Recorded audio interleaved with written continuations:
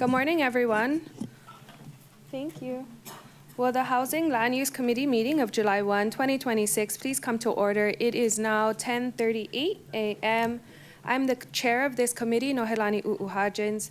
Members, in accordance with the Sunshine Law, please identify by name if anyone is in the room, vehicle, workspace with you today. Minors do not need to be identified. We all here, though, so that's lovely. Good to see everyone.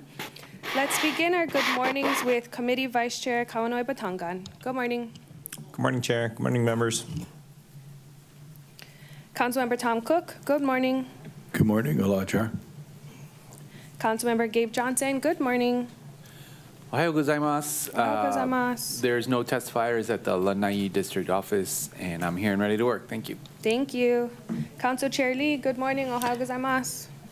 Ohayou gozaimasu and aloha kako. Councilmember Tamara Paulton, aloha gozaimasu. Aloha gozaimasu and talofa lava. As one Hawaiian Japanese, I guess I can say that one. Councilmember Rollins Fernandez, aloha. Aloha Avakia, Chair. Happy to be here. No testifiers at the Molokai District Office. Thank you. Councilmember Shane Senensi, aloha. Ohio Avakea. Happy to be here and no testifiers in Hana. I love it. All the blendings, yeah? And Councilmember Yukile Sugimura, aloha. Ohayou gozaimasu. Aloha, good morning, and looking forward to a very productive meeting. Yes, me too. From administration, we have with us the Planning Director, Jackie Takakura. She's online. We have with us in person Deputy Planning Director, Ana Lillis, and Administrative Planning Officer, Greg Post. We have the Director of Finance soon to join us online, Marcy Martin. We have Carrie Stockwell from RPT and Deputy Corporation, Nahulu Nunakawa. Also with us is our HLU committee staff. Good morning, everyone. Thank you for being with us today. Please see the last page of the agenda for information on meeting connectivity. Members, if there are no objections, I would like to take up both of the items up together, if that's okay with you folks. No objections. I think it would make it easier for discussion and testimony purposes. Thank you. So, members, the items on our agenda today are Resolution 26-110 and 26-111, which would refer to the Maui Planning Commission proposed bills to amend the Kihei McKenna Community Plan and the West Maui Community Plan and proposed bills to change the zoning for certain apartment district properties to the H3 and H4 districts. Last year, this committee formed the Temporary Investigative Group on Policies and Procedures for the TVR uses in the apartment districts. The TIG submitted its report to the committee on October 14th, 2025. One of the TIG's recommendations related to the creation of H3 and H4 hotel districts, which were similar to the A1 and A2 apartment districts respectively, except that TVR uses would be permitted. 1 second, it's a lot of reading. These past couple months, this committee and the council considered Bill 88, 2026 to establish the H3 and H4 hotel districts. On June 22nd, 2026, that bill took effect as Ordinance 6008.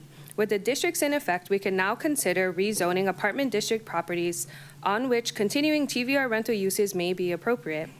The resolution before us today contains certain apartment district properties that may be appropriate for TVR uses. The properties in Resolution 2610 are either properties with a mix of timeshare and TVR uses, leasehold properties, or properties with less than 5 units and a high property value. The properties in 26-111 are those that operate like hotels. I've distributed, well, not me, because you didn't see me pass it out, but HLU committee staff has distributed a document indicating the category of which each property falls under.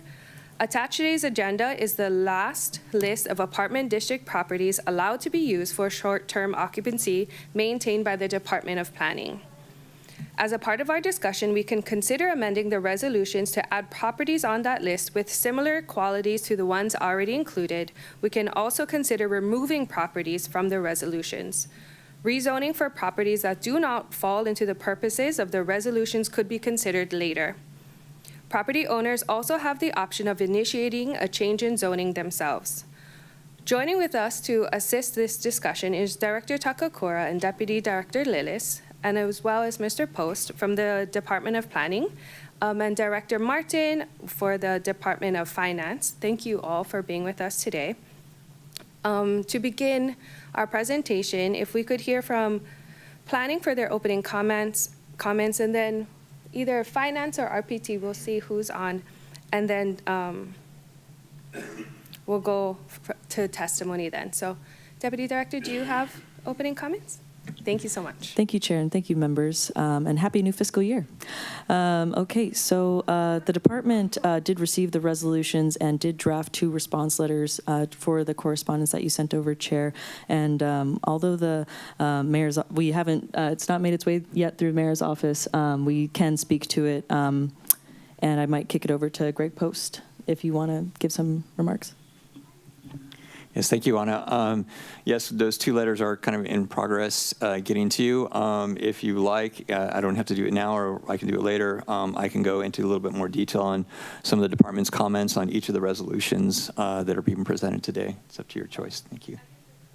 Okay, great. Thank you. Then in reference to Resolution 26-110, and we just got this recently, and so we kind of went through it and tried to find any inconsistencies that we want to be concerned about, that we want to point to your attention.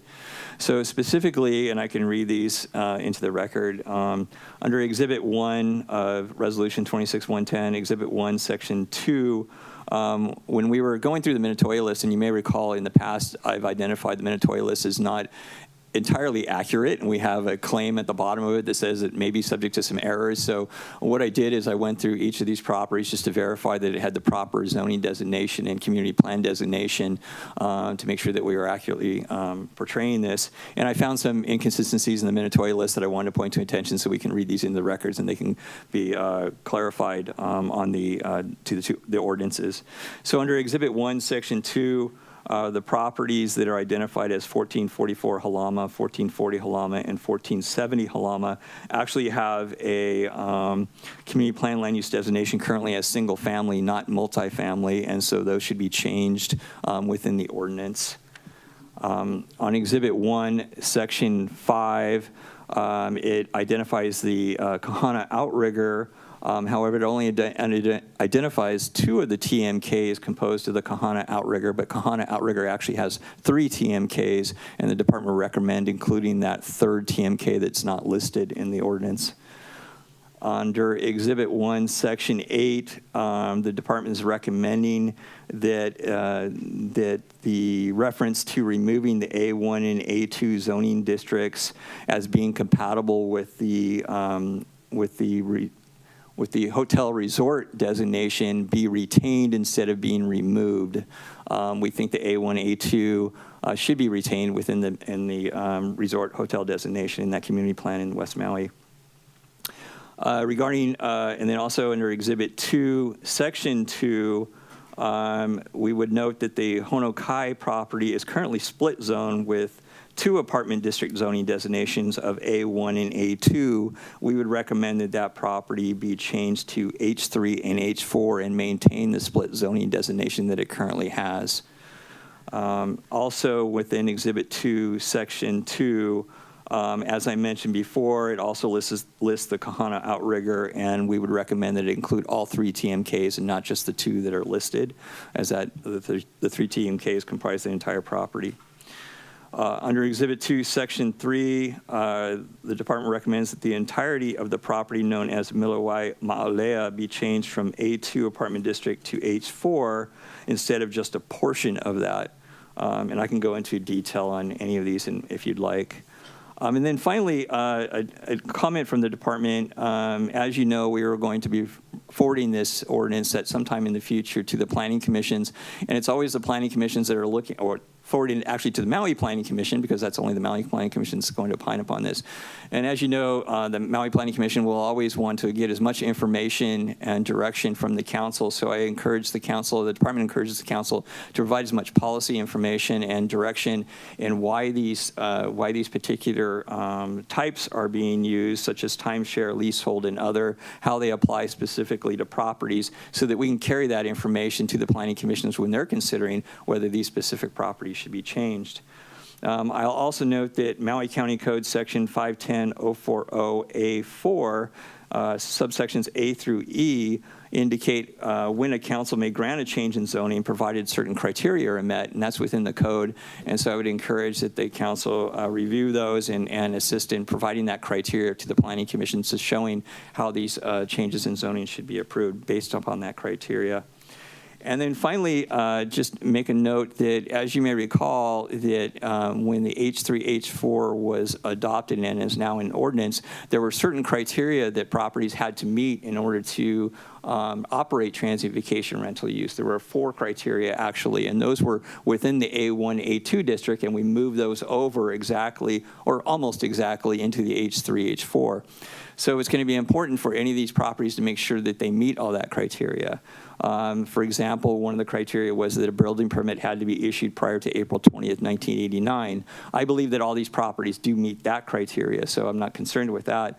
However, one of the other criteria indicate that TVR use was conducted in any one unit within a building prior to September 24th, 2020. And we did do some research on all the Minatoya properties, and while almost all of them, we believe, meet that criteria, we are not sure whether or not some of the properties, specifically the ones that are identified that only have like 1 unit or 2 units or the under 4 units, based upon some RPT records that we've been looking over in the last couple of days, we do not see anything that shows that they operated as TVR prior to that date. Now, it doesn't mean that they may have, because we only have records that go back so far. So those property owners, we believe, should actually come forward and provide proof that they operated TVR in those years that we do not have record for, to show that they meet that criteria. And we would recommend that that be done prior to the actual ordinance change for these properties into H3, H4, because if they don't meet that criteria, why move them into H3 or H4?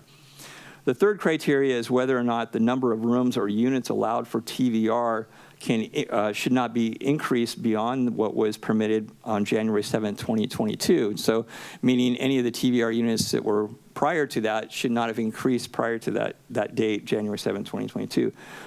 So that's going to be interesting, because what we need to do is verify whether or not any of the lists, any of the properties that are identified here actually did expand number of rooms or square footage prior to January 7, 2022. Now, that's going to fall within the department's responsibility, unfortunately. So we're going to have to actually verify through probably TMK and so forth, through maps on each property, to see if there were any expansions. So we're probably going to end up doing that in the time period we have before we go to the Planning Commission. But I just wanted to make you aware that if properties did expand and did not meet that criteria, then they would not be eligible for H3, H4, and so the department would be recommending to the Planning Commission not to include those properties.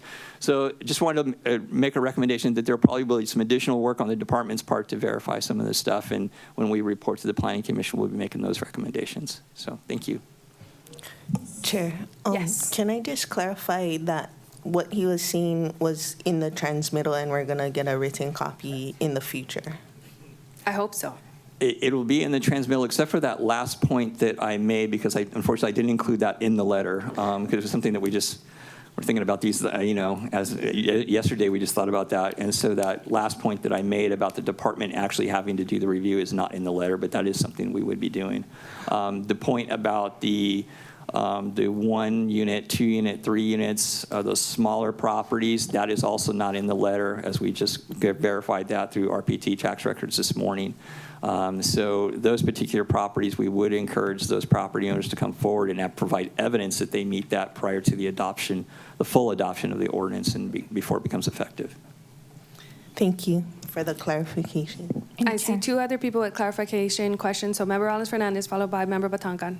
just quick, for the record, the transmittal requesting responses to the questions were what transmitted on the 26th with a written response by July 6th.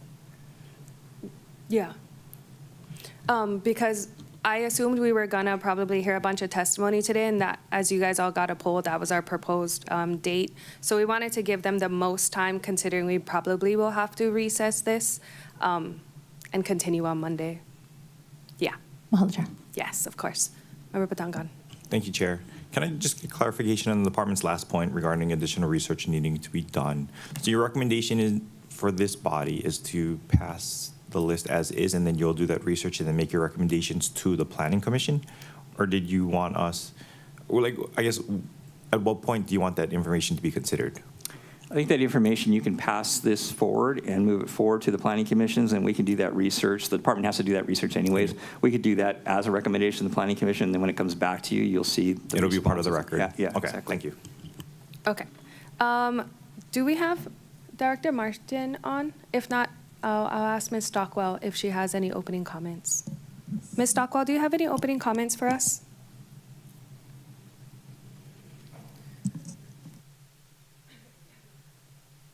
Hi.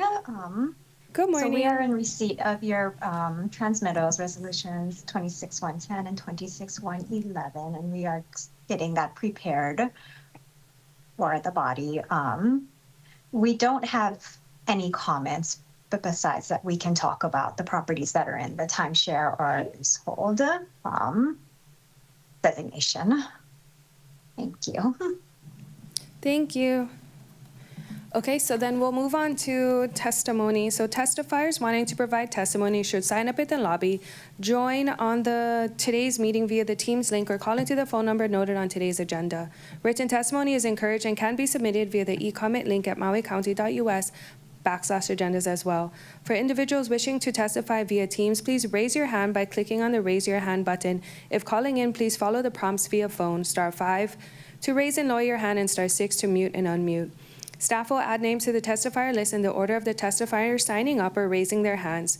For those on Teams, staff will lower your hand once your name is added. Staff will then call the name you're logged in under, or the last 4 digits of your phone number will be said when it's your time to testify. At that time, staff will also enable your microphone and video. Please ensure your name appears in Microsoft Teams as a name you prefer to be referred as, or anonymous if you wish to testify anonymously. If you are in person, please tell staff you would like to testify anonymously. Otherwise, please state your name for the record at the beginning of your testimony. Oral testimony is limited to 3 minutes. If you are still testifying beyond that time, I will kindly ask you to complete your testimony. Once you are done testifying or you do not wish to testify, you can also view the meeting on Akaku Channel 53, Facebook Live, or mauicounty.us/agendas. We will do our best to take up each person in an orderly fashion, and we can now call on testifiers wishing to testify on today's items. Staff, if you could please call the first testifier. But real quick, before you do, I'm just going to give a quick FYI. Chair Lee has a meeting in these chambers at noon, so we're going to take a lunch recess at 11:50. So we'll take up as many testifiers as we can until then, take a lunch break, and then come back. That's just an FYI for everyone. Can we leave our stuff here? That's a Chair Lee question. Can we leave our stuff in the chambers? Sure, Okay, she thank said. you. Sorry for that quick interruption. Staff, if you please. Chair, the first testifier is John Chason, to be followed by Brian Banks on Teams.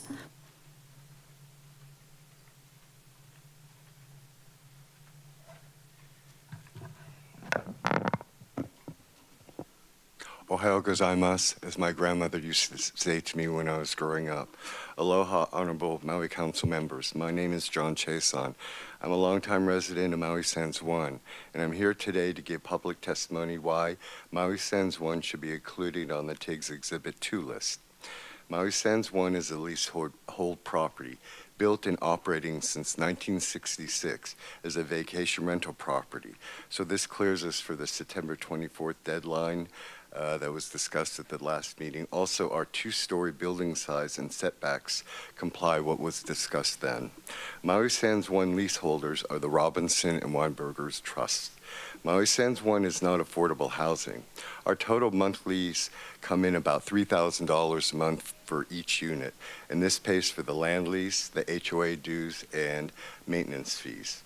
Maui Sands 1 lease expires in 2037, and we have no current renewal in process.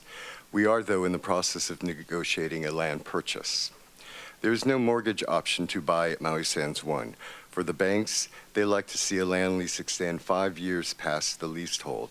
The VP of Banking and Mortgage at Bank of Hawaii told me we have 11 years left on our lease, which gives us 6 years for a possible mortgage. And the Bank of Hawaii told me they do not give out 6-year mortgages. So I checked with Loan Depot and was told the same. So in order to buy a property at Maui Sands now, Maui Sands 1, you have to buy in cash or have private financing.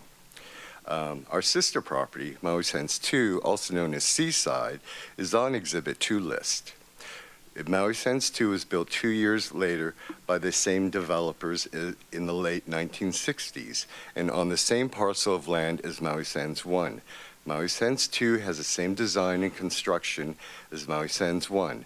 Maui Sands 1 and Maui Sands 2 share the same land lease holders, the Robinsons and the Weinbergs, and we share the same utility infrastructure to provide water and sewer to all its owners. Every issue Maui Sands 1 has that warranted it to be on TIG's Exhibit 2 list is the same as Maui Sands 1. So it makes sense to me that Maui Sands 1 should be included on TIG's Exhibit 2 list like our sister property, Maui Sands 2, also known as Seaside. I hope you all agree. Thank you for your time. Mahalo. Thank you. Members, any clarifying questions? Seeing none, thank you. Oh, Chair Lee. So were you included on the Exhibit 2 from the TIG? No, we're Maui Sands 1. Only Maui Sands 2 was included. Okay. Are you proposing that he? I believe Thomas. Okay. It should have been in the packet distributed this morning. All the things, yeah. The one, yeah. Also for the testifiers, because, thank you so much for your testimony. Sure, thank you. Because we have two resolutions and we're taking them up at the same time, we're gonna do, you can testify for 6 minutes if you choose to. So we have a 3 minute and you'll hear the bell ring and then you do have another 3 minutes, just FYI. May I ask a question of Sure. Mr. Chasen? Oh, sure. Sorry, will you please come back up to the podium if you...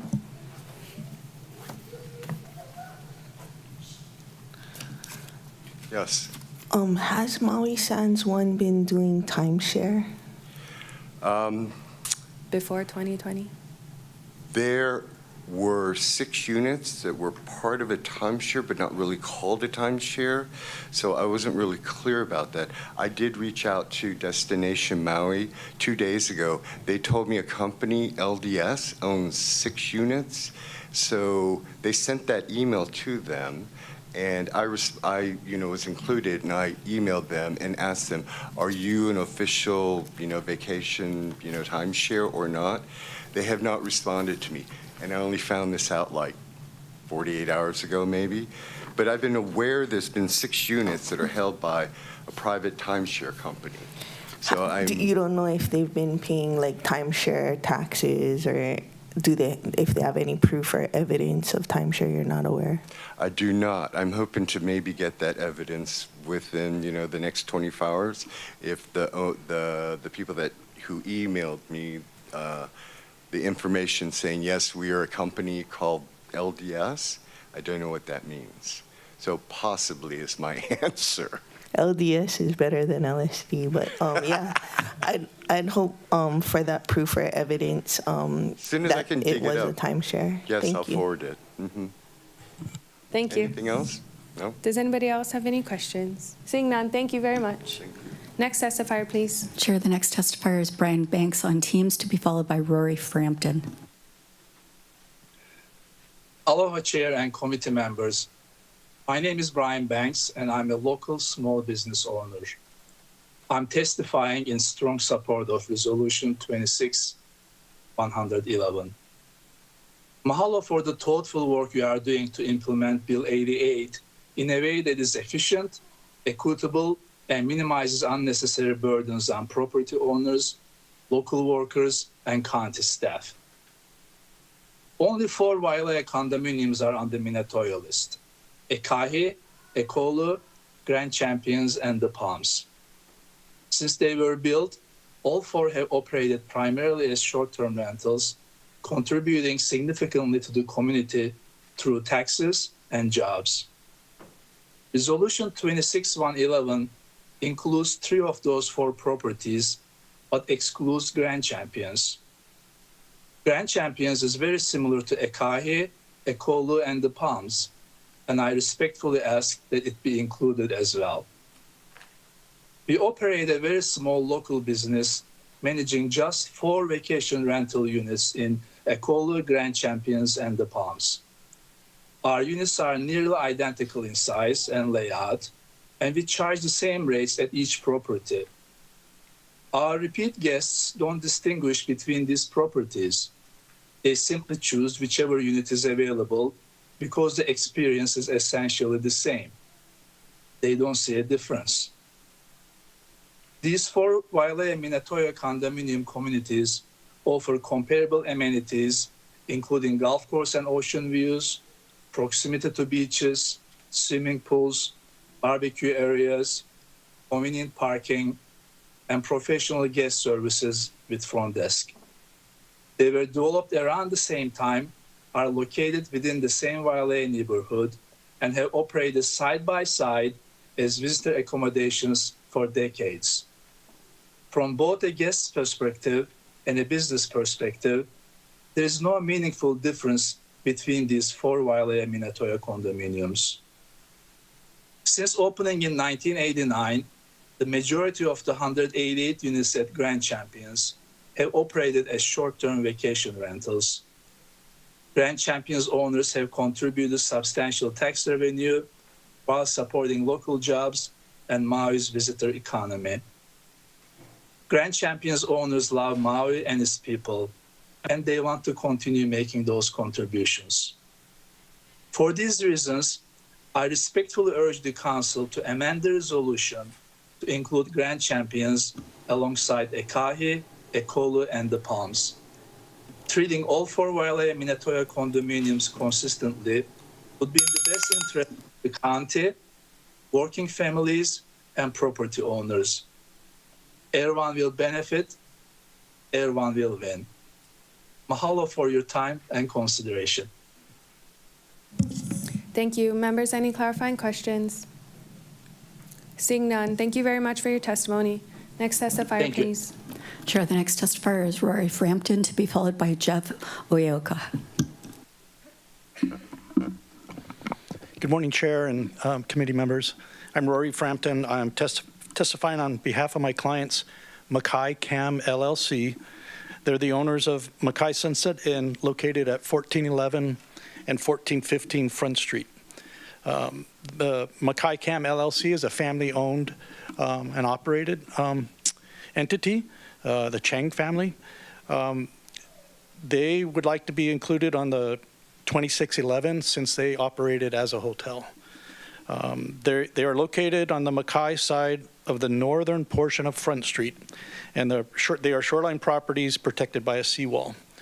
Prior to the Lahaina fire, the Mackay Sunset Inn was used as a 21-unit transient vacation rental property in the apartment district, and it met all the criteria that the planning department mentioned earlier to be included, to be an allowable use.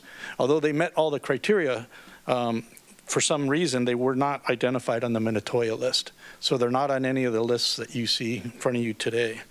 As I mentioned, the purpose of 2611 is to adopt zoning and community plan designations for properties that were operating as hotels. The Mackay Sunset Inn operated as a hotel. It had a front desk. It had a property manager that would assist with the check-ins and check-outs. They had check-in times, check-out times, etc. They had housekeeping staff. The TIG group also came up with criteria that suggests that the properties on the Exhibit 2 list would not be used for long-term housing. The Mackay Sunset Inn properties meet those other criteria as well. In terms of property value, being located on the shoreline, it's a very expensive property, and there's got to be maintenance to the seawall. It's also in the sea level rise exposure area. So they meet those other criteria, but I think the one that we meet most clearly for Resolution 26-111 is that it operated as a hotel. So we'd like to be included on that property, in that resolution. Yeah, and that's our summary. We'd like to be included on that 26-111. Thank you. I see we have a couple clarifying questions. I'm going to go with Member Paulton, followed by Member Sugimura. Thank you. I'm not sure if he stated it. It seemed like it, but wanting to clarify, did this structure burn down? Yes. Yep. And you said it was in the shoreline on the Mackay side of Front Street? Correct. right next to Lahaina Roads on the northern, Lahaina Roads is listed on your property list, but it's to the north side.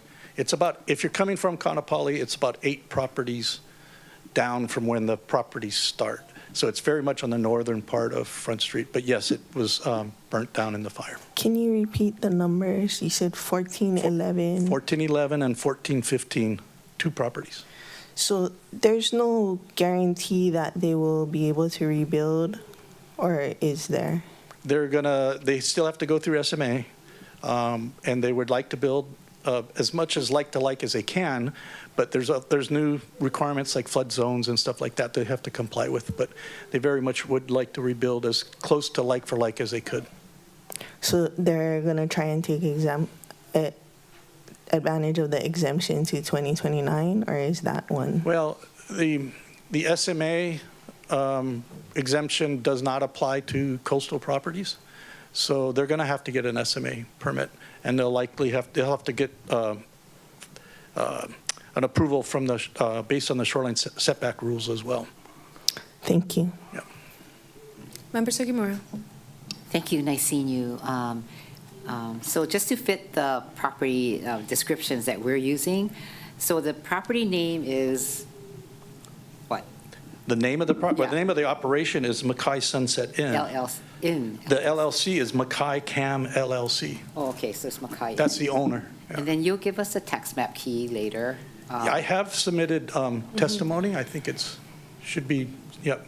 Staff is noting that it's there. So I did provide, everything that I said is in written testimony that I provided to the committee. Okay, so we can grab that information from Yes. that, and I'll talk to you, Roby. Okay, thank you. Any other clarifying questions? If not, thank you very much for your testimony. Thank you. Next testifier, please. Chair, the next testifier is Jeff Uyoka, to be followed by Greg Sheehan.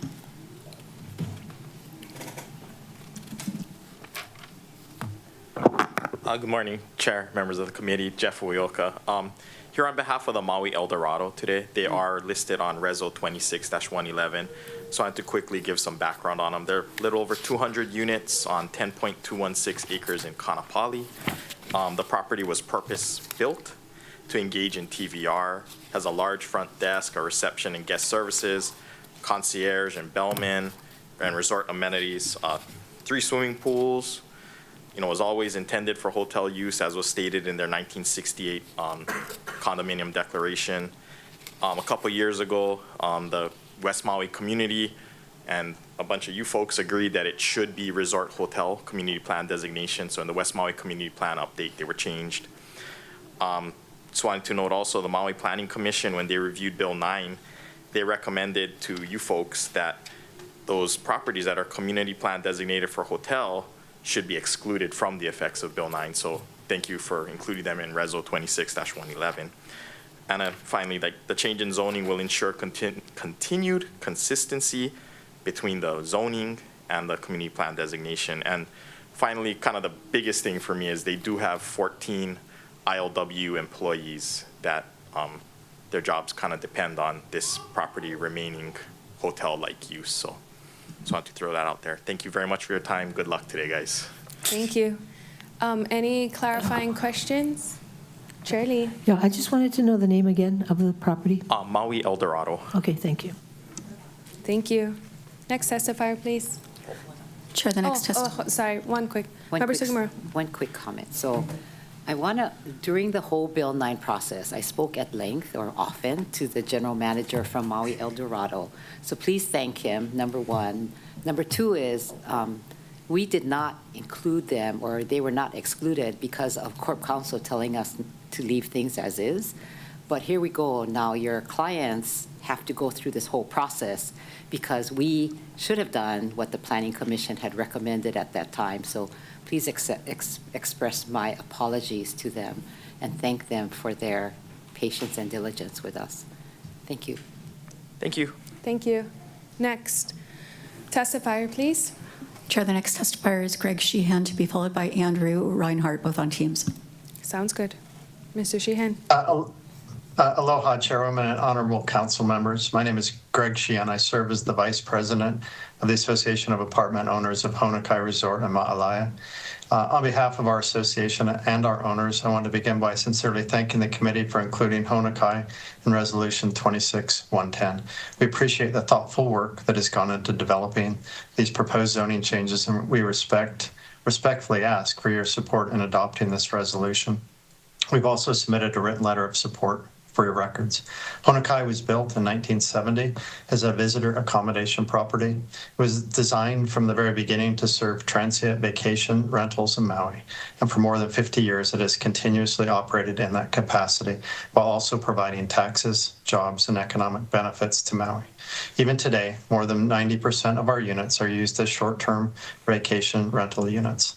The physical design of the property reflects that original purpose. Space is very limited within our units, as each unit only has one parking stall and very small storage units within the units themselves. Further, full-time resident use is a challenge with very limited nearby access to schools, grocery shopping, and workplaces. The Honokai complex includes a dedicated check-in office that was constructed with the original development. That office remains in operation today with a full-time resident manager who checks in guests, oversees daily operations, has full access to all units, and provides immediate assistance whenever emergencies or guest needs arise. The proposed H3 and now possibly H4 designation, as we heard earlier in this meeting, maybe somehow combined. I'm not quite sure how that works. But as originally recommended in Resolution 26-110 and identified and recommended in the TIG report, recognizes our long-term established uses. We're confident that all of the TIG criteria that were mentioned earlier in this meeting have been met as well. If additional information or documentation is needed regarding Honokai's historic operation or governing documents, our association stands ready to provide whatever may be helpful as this process moves forward. Again, mahalo for your leadership, for your careful consideration of these properties, and for the opportunity to testify today. We respectfully ask for your support in Resolution 26-110 with regards to the inclusion of Honokai. Member Paulton. Thank you, Mr. Sheehan, for your testimony. I would like to clarify if this property is a leasehold and when the lease is up. We have 43 units. 3 of those units are still leasehold. The others were all purchased by owners over the last 50 years. So we have 40 units that are held fee simple. 40 units fee simple and 3 units leasehold. Yes. And do you know when the leasehold on those 3 units are up? I believe that there's 8 years left on those. Thank you. It might be off by a year, but it's coming up soon. Thank you. Thanks. Any other clarifying questions? Seeing none, next testifier, please. Chair, the next testifier is Andrew Reinhardt, to be followed by Steve Colley, both on Teams.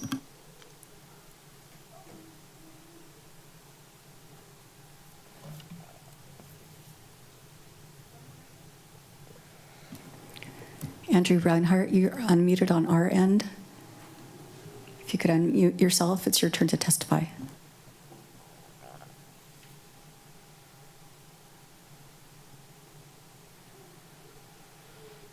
Sure. Can you hear me okay now? We can. Thank you. Aloha, Chair and members of the committee. My name is Andrew Reinhardt, like you heard. I represent the property at 3711 Lower Honopilani Road in Lahaina. And I wanted to put the TMK on record if I could, 2-4-3-006-006. I'm testifying in support of Resolution 26-111 with a request to add this property to the list. Hale Maui is a small building that has operated as a de facto hotel essentially for decades. I have records here of TVR taxes paid back to 1988. Long time ago. I'm surprised we have the records for that. The rooms have no kitchens, no residential living infrastructure. The building does not meet parking requirements for long-term residents. The property operates with a check-in desk. It was part of the original build, daily cleaning, maintenance crew, concierge manager. The rooms are not individually metered. They're not individually owned. It would make long-term occupancy difficult or maybe impossible. The property is not currently named in Resolution 26-111, but it is on Exhibit 2 of the TIG report. We believe its operational profile fits perfectly within the resolution's own stated purpose, which is A1, A2, that operate like hotel. It also mentions in the agenda values that are difficult for the average potential homeowner to afford. We think we fit that perfectly as well. It meets the other requirements like building permits issued prior to 1999 and TVR used prior to 2020. I respectfully ask that Hali Maui be included in the resolution, and mahalo for the time that for the work that the committee has put into this. Thank you. Members, any clarifying questions? Member Paulton. Thank you, Mr. Reinhardt, for your testimony. I just wanted to clarify. So it's an 11-unit parcel. In the whole parcel is owned by a single owner? That's correct. And it's kind of like a house or an apartment building? Yeah, it's 11 units, although I wouldn't designate it as a house. Well, as an apartment, because there just are no kitchens in the units. They're not individually metered, but it's a small parcel with essentially 11 rooms. Small parcel with 11 rooms. Okay, thank you. Yeah. Yep, you got it. Thank you. Member Sugimura. Really fast. So the parcel, the name of the property is Hale Maui? Or It is. That's how it's historically been known. On the TIG report, I would note Lahaina Beach Club is the way it's noted. Same TMK and same address. Thank you. Thank you. Yep. Yep. Any other clarifying questions? Seeing none, thank you very much. Next testifier, please. Chair, the next testifier is Steve Colley, to be followed by Sunny Cave, both on Teams.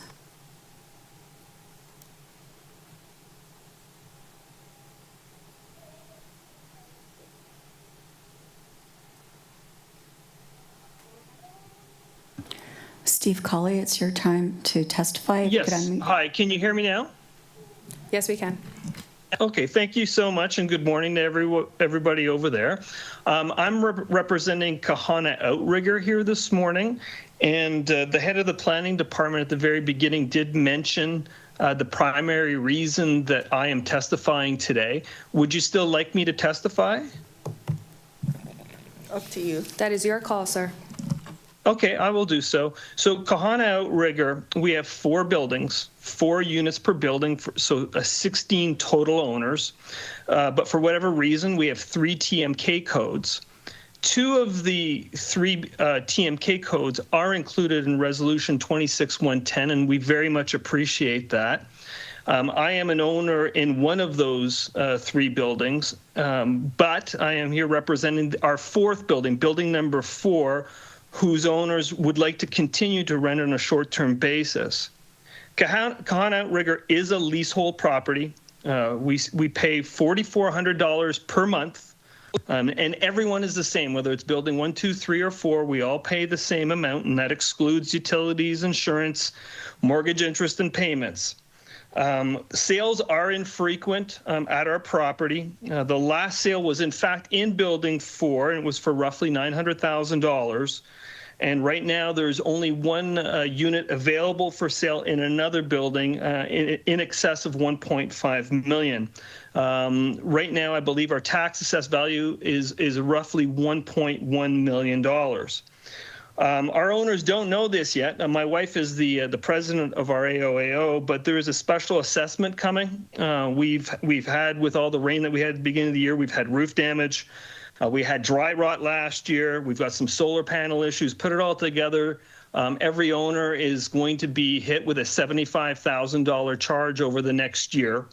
In a special assessment, our reserves will cover some of that, but there will be a healthy special assessment charge. What I would also say, as it relates to our building, is that we're only on 1.3 acres. And so we are very tightly clustered together on the ocean side. And so as it relates to the potential of being vulnerable to sea level rise, all 4 buildings are the same. As well, what I would say is the buildings were built way back in 1981, and we've been renting on a short-term basis ever since. Finally, what I would say on our taxes, we were tax classified as hotel resort up until 2018, and now we've been classified as TVR hyphen short-term rental hotel. I think that's about it. At the end of the day right now, like we would like to have building 4 and their owners be able to rent short term. So thank you very much for including the other 3 buildings, and we're hopeful you can include this 4th building in resolution 26-110. Member Paulton? Thank you, Mr. Colley. My clarifying question is, so there's 3 TMKs, is that what you said? Yes, there are 3 TMKs over the 4 buildings. Thank you. The next question is, you said all 3 TMKs are leasehold? Every building is a leasehold. We've been paying, and our leasehold, I should say, I believe it was in 2024 was our most recent negotiation that goes all the way out to 2041. Not 2071? Oh gosh, you know what? That's very possible. It does. Maybe I made a mistake on that one, but it does go out far into the future. It was just renegotiated in the fall of 2024. And then the third thing, you said that all the buildings are similarly affected by sea level rise, is not some oceanfront and some abutting the lower road? No, we are all oceanfront. We are all like literally. Let's say this building 4 would literally be 5 feet away from building number 3. Okay, but one is fronting the ocean and one is fronting the lower road. Is that not correct? Yes, that is right. So two buildings would front the ocean, and then right behind them there would be 2 buildings that would be closer to the road. Thank you. Any other clarifying questions? Seeing none, thank you very much. Next testifier, Thank you. please. Thank you. Chair, the next testifier is Sunny Cave, to be followed by Tina Evans, both on Teams. Can everybody hear me? Can you hear me okay? Yes? Okay. Aloha, Chair Uahajins, and all members of the HLU committee. My name is Sunny Cave. My wife and I own 1 condo unit at Ma'alaya Kai. I'm here to testify in support of Reso 26-110. I will also add that in the final stages of Bill 88, our AOAO formed a small committee to help with the process of working as needed with the county on the zoning changes, and I was appointed to be the head of that group. As recognized in 26-110, Ma'alai Kai is well suited for council-initiated rezoning from A2 apartment district to H4 hotel. The property was on Exhibit 2 to the TIG and has long functioned as a well-known visitor accommodation in Maui for short-term rentals. It's located in the sea level rise exposure area, has high costs of ownership, and is not well suited for affordable housing. We also have historical material from decades ago showing the property publicly advertised and described as well in condo newsletters as a hotel condominium with features such as a front desk, daily rates, weekly maid service upon request. Mahalo for your consideration. And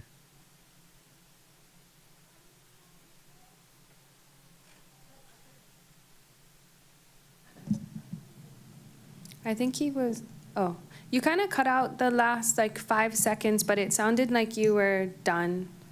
Member Paul. Yes, and I apologize. I'm actually in a very remote location in Colorado, and there were wildfires here. We had to relocate, and there were some firefighters who perished. So I would also just ask everybody to be thinking of them. Thank you. Member Paulton, did you have a clarifying question? Yes, please. Thank you, Mr. Cave, for your testimony.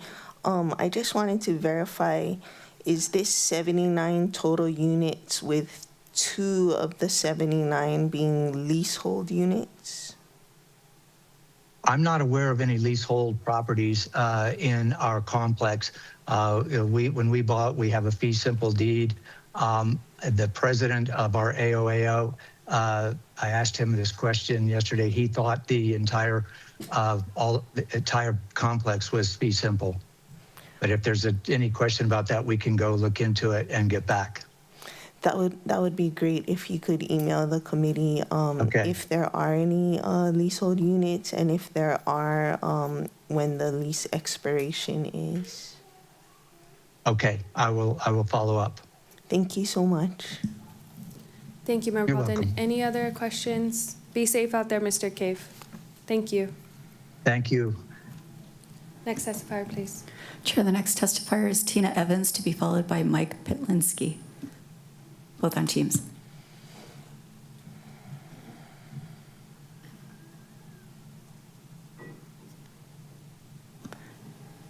Tina Evans, it's your turn to testify. If you could unmute your mic, you're unmuted on our side.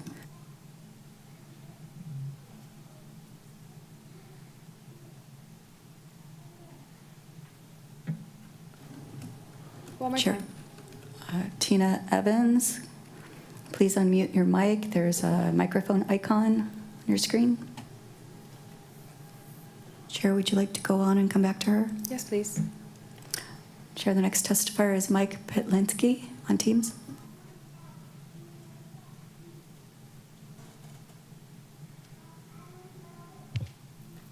Aloha, Maui Council Chair and committee members. Thank you for your years of service for the benefit of the County of Maui. I'd like to address Resolution 26-111. I'm currently the Vice President of the Board of Directors at the Hana Kauai Palms, which is located at 3666 Lower Honolulu Pilani Road in Hana Kauai. Our property appears on the county's short-term occupancy list as an A2 apartment zone, which was back in the day of limited kind of designations of the property.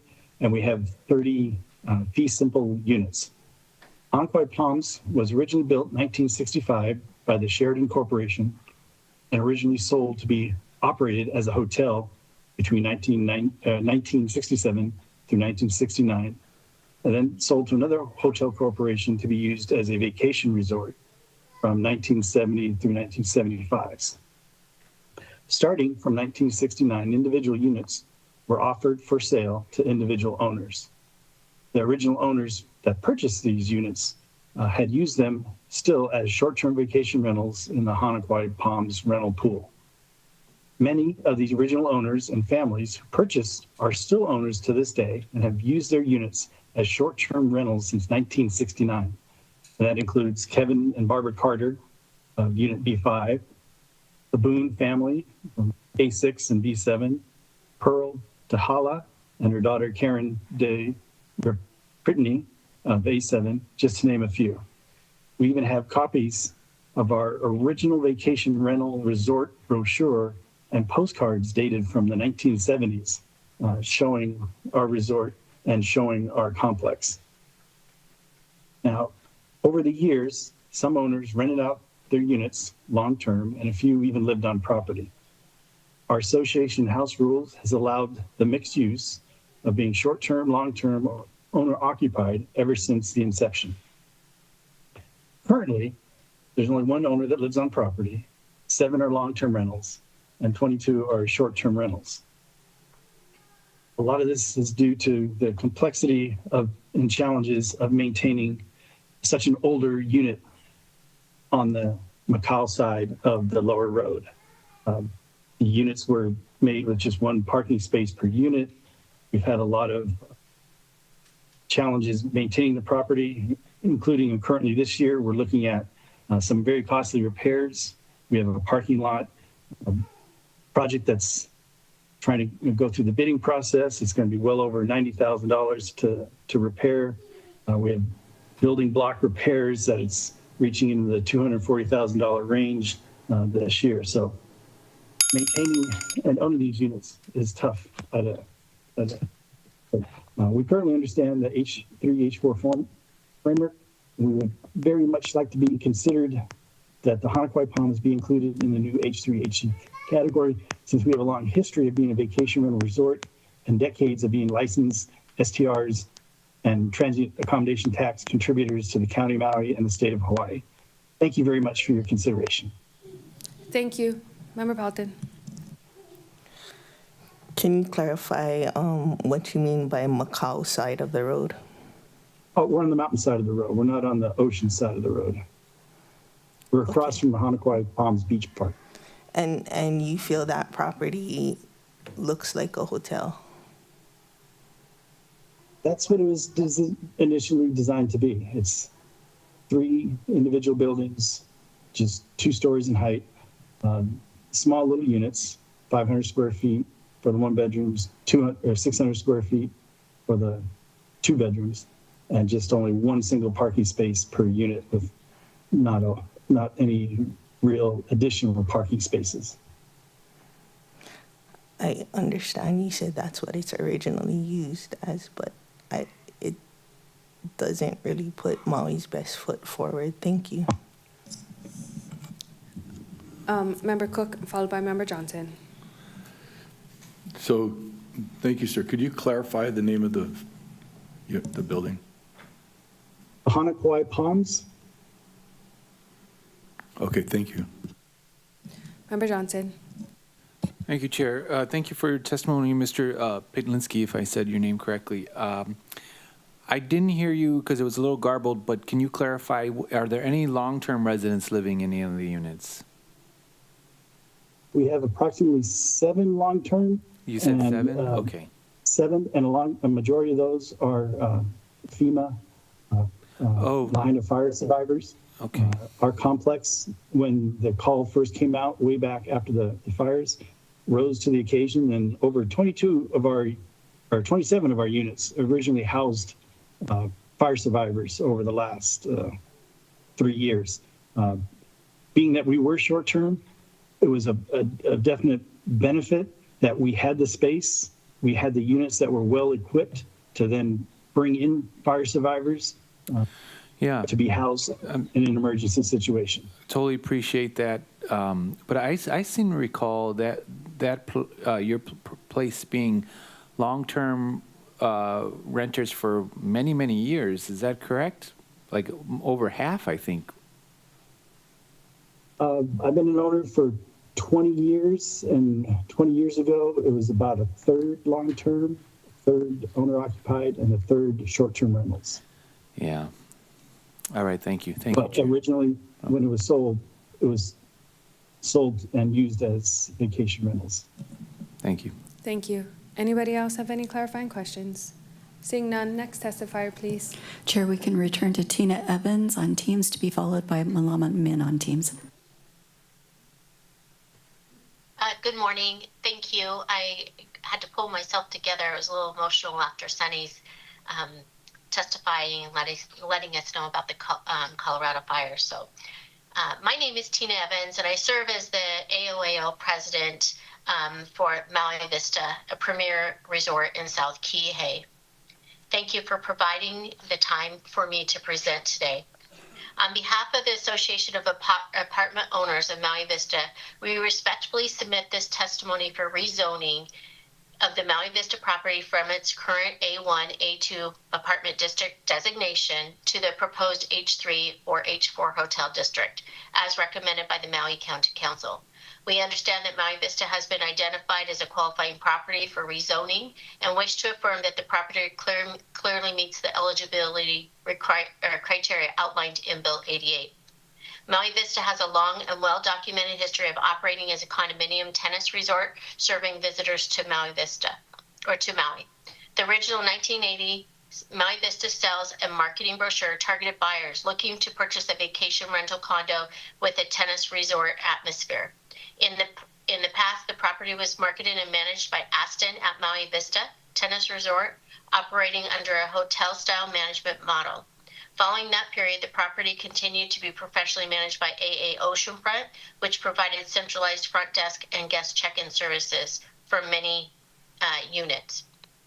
For the past 25 years, Maui Vista has been managed by its own general manager. Maui Vista's leadership and the association have invested in a fully integrated on-site management structure, including professional management, office administration, maintenance, and cleaning staff, encompassing 9 employees overall. Maui Vista provides competitive wages and employee benefits while supporting local opportunities.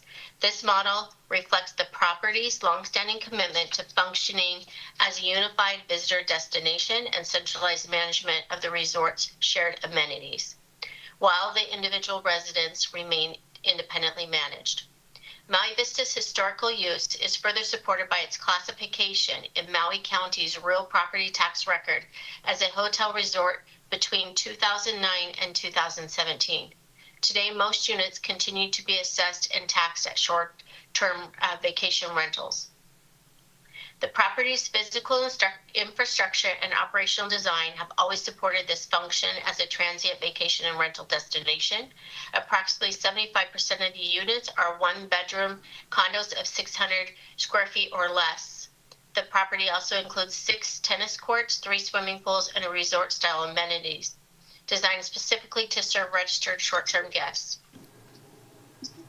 The property's physical infrastructure and operational design, the financial structure of Maui Vista's further reflects its resort operation. Even before factoring mortgage payments, the annual cost of ownership, including maintenance fees, utilities, insurance, and property taxes, approach $31,000 per unit. Monthly maintenance fees alone currently range from approximately $825 to $1,200, creating a cost structure that is inconsistent with affordable housing. Based on Maui Vista's historical operation, established hotel-like management structure, physical characteristics, and continued use of a visitor-serving property, we believe the association fully satisfies the criteria identified in the Maui Council's TIG report for designation within the proposed H3, H4 condo. We sincerely appreciate the Council's extensive research and thoughtful consideration of the unique circumstances surrounding legal visitor accommodations such as Maui Vista.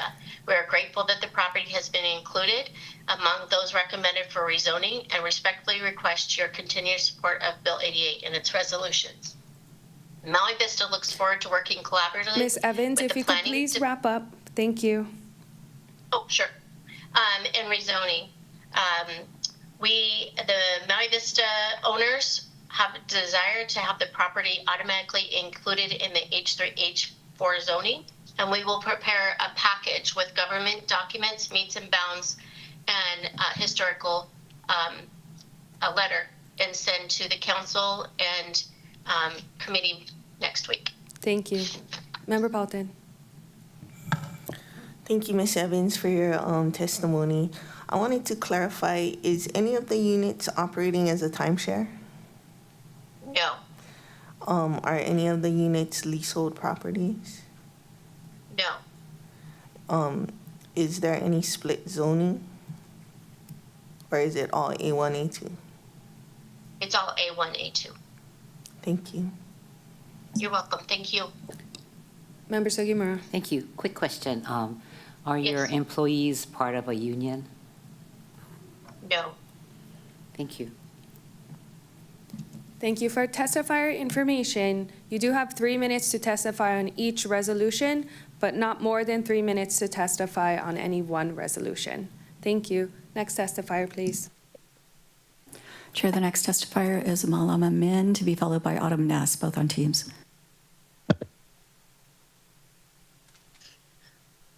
Aloha, Chair and members of the committee. Malama Min, testifying on behalf of the Realtors Association of Maui today.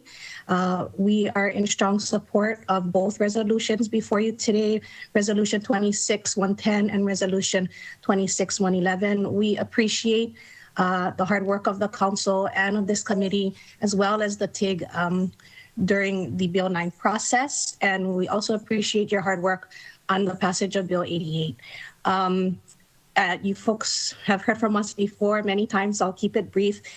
We just would respectfully request, and as you can see from testifiers today, there is a lot of confusion in the community as to which properties are on which list. which properties are going to be considered, which properties will be in the county-initiated zoning, which properties will have to initiate their own zoning process. And so we just respectfully request for clarity of process and more communication regarding how to be included in the county-initiated rezoning.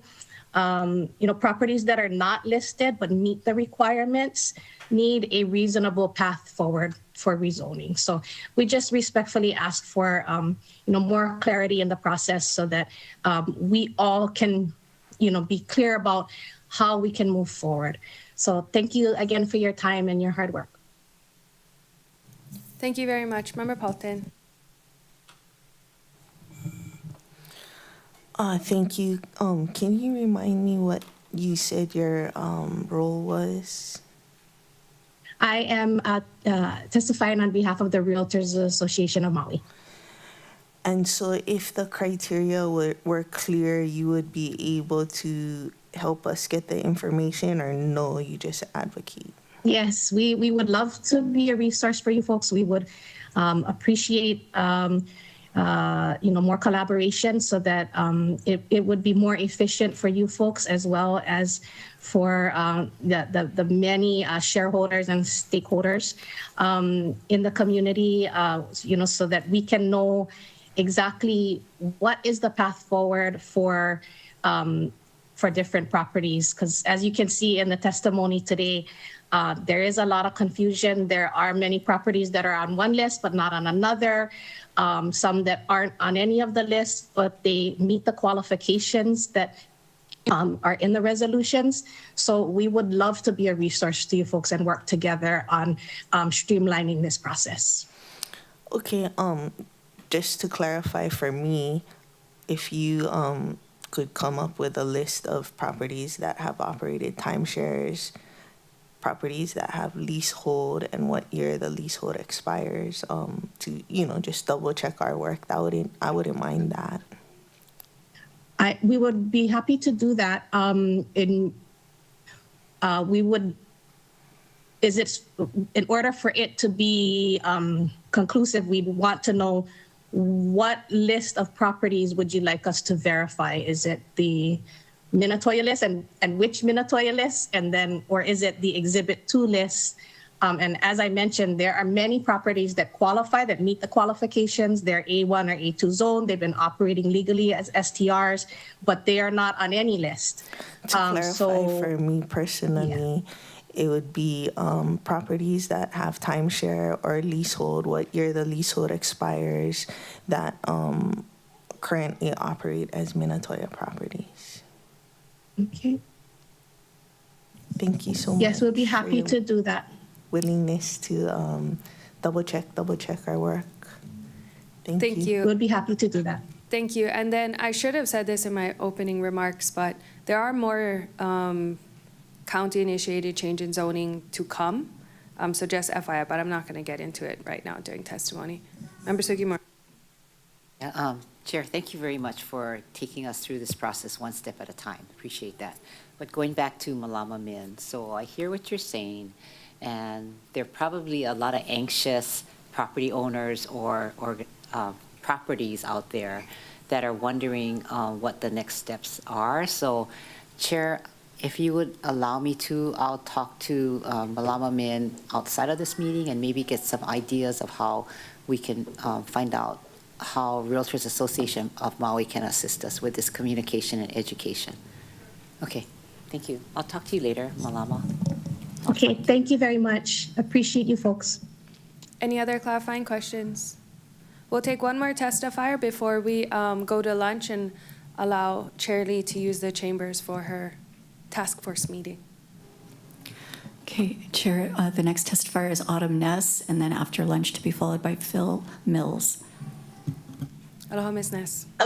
Aloha, everybody. My name is Autumn Ness. I'm here testifying with some comments on 26110 and 26111. Admittedly, I haven't been following this rezoning conversation as much as I'd like because we've been cranking over here at the Land Trust, but my understanding is that the decision of whether or not to upzone certain properties may hinge on the question of if they would be suitable for long-term housing because they're leasehold buildings and folks can't get mortgages on them. I learned about this because some people reached out to me to fact check that statement because LCLT is selling homes under ground leases. And folks wanted to know our experience with getting lenders on board to give mortgages on our leasehold homes.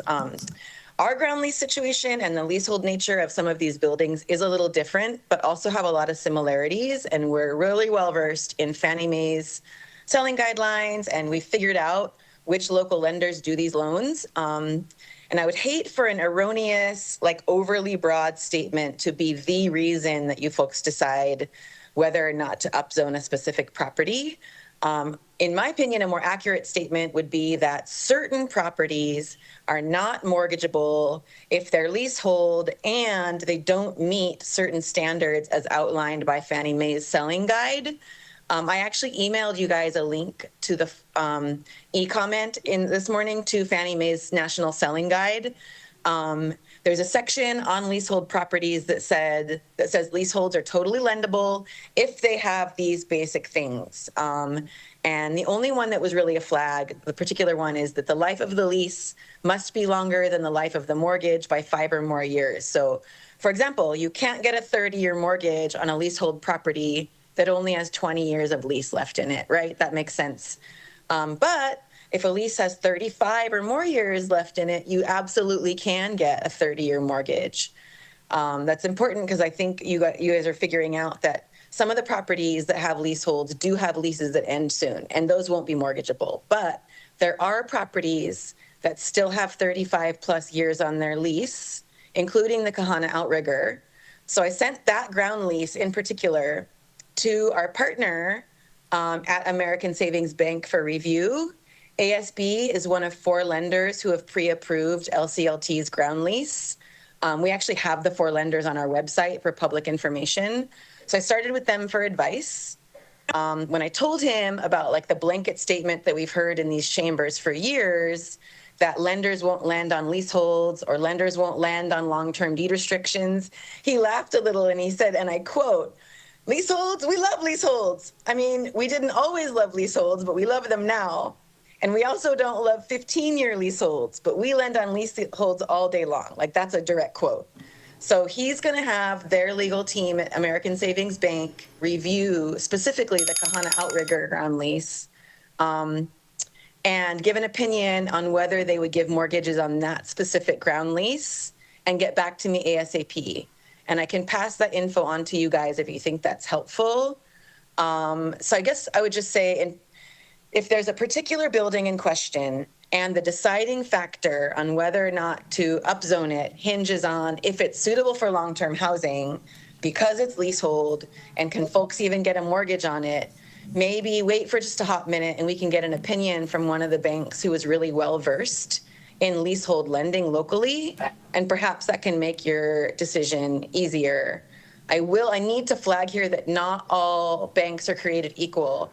Not all banks follow Fannie Mae's selling guidelines. Some are stricter than that. And that's important because, like, I hear Bank of Hawaii brought up a lot. Bank of Hawaii is a really strict lender. Bank of Hawaii did not approve LCLT's ground lease, even though it is nationally recognized and approved by Fannie Mae and Freddie Mac. Bank of Hawaii still won't give a mortgage on it. So, Ms. Ness, I know, do you mind wrapping it up? Can you hear the bell? I can. Oh, I thought I was giving for 2 items. Oh, How okay. am I? Okay. Yeah. I'm almost done anyway. Leasehold's only on the one agenda, but go ahead. Oh. On the one reso. Okay. Oh, I'm sorry. Last sentence. Go ahead, go. I will say that while B of H didn't approve our ground lease, Central Pacific Bank did, American Savings Bank did, Security National Mortgage, Land Home Financial. There are plenty of institutions that lend on these products. And so maybe ask them for their opinion on these things and not like the most conservative one in our community, you know? Okay, thanks. Thank you very much. We fully got into that discussion over our TIG, and we'll continue to have the leasehold discussion in committee. But Member Paulton has a clarifying question for you. Member Paulton. Thank you, Chair. Thank you, Ms. Ness. I heard what you said about leaseholds and 15 years, 30 years, plus 5, whatever. Was there any guidance if the majority of the units are fee simple and like 1 or 2 or 4 are leasehold? There wasn't, but I can run that up the chain and see what their team says to that too, and I can share their information if that helps. Thank you. Yeah. Thank you. Do you have a question? Thanks, guys. Oh, I see you bringing your mic to your phone, your face, I mean. Mahalo, Chair. Yeah. I guess I don't. You made a comment, and it's kind of connected to Ms. Ness. I don't know if Ms. Ness was a resource for your TIG because you said you fully got into that we did. conversation in the We TIG. did. Was Ms. Ness? No, we one had of a them? lender with us, and we had that discussion about. From Bank of Hawaii? No. Oh, okay. No. Not for Bank of Hawaii. And that's the most conservative. Yeah. But the others, would you mind listing the banks again or the financial institutions that we should consider reaching out to, Ms. Ness? Oh, I mean, we haven't covered all of them, but the 4 that we know are favorable to these kinds of products are Central Pacific, American Savings Bank, Land Home Financial, which is not a local bank, and Security National Mortgage tend to favor these kind of products. Mahalo, Ms. Ness. Mahalo, Chair. Yeah. Thank you. Any other clarifying questions? If not, thank you very much for your testimony. I'm glad you brought that up. Thank you. We are going to take our lunch right now. It is 11:54. Are you guys okay to return at 1:30? Okay. Chair Lee then will have her meeting, and this meeting is in recess until 1:30.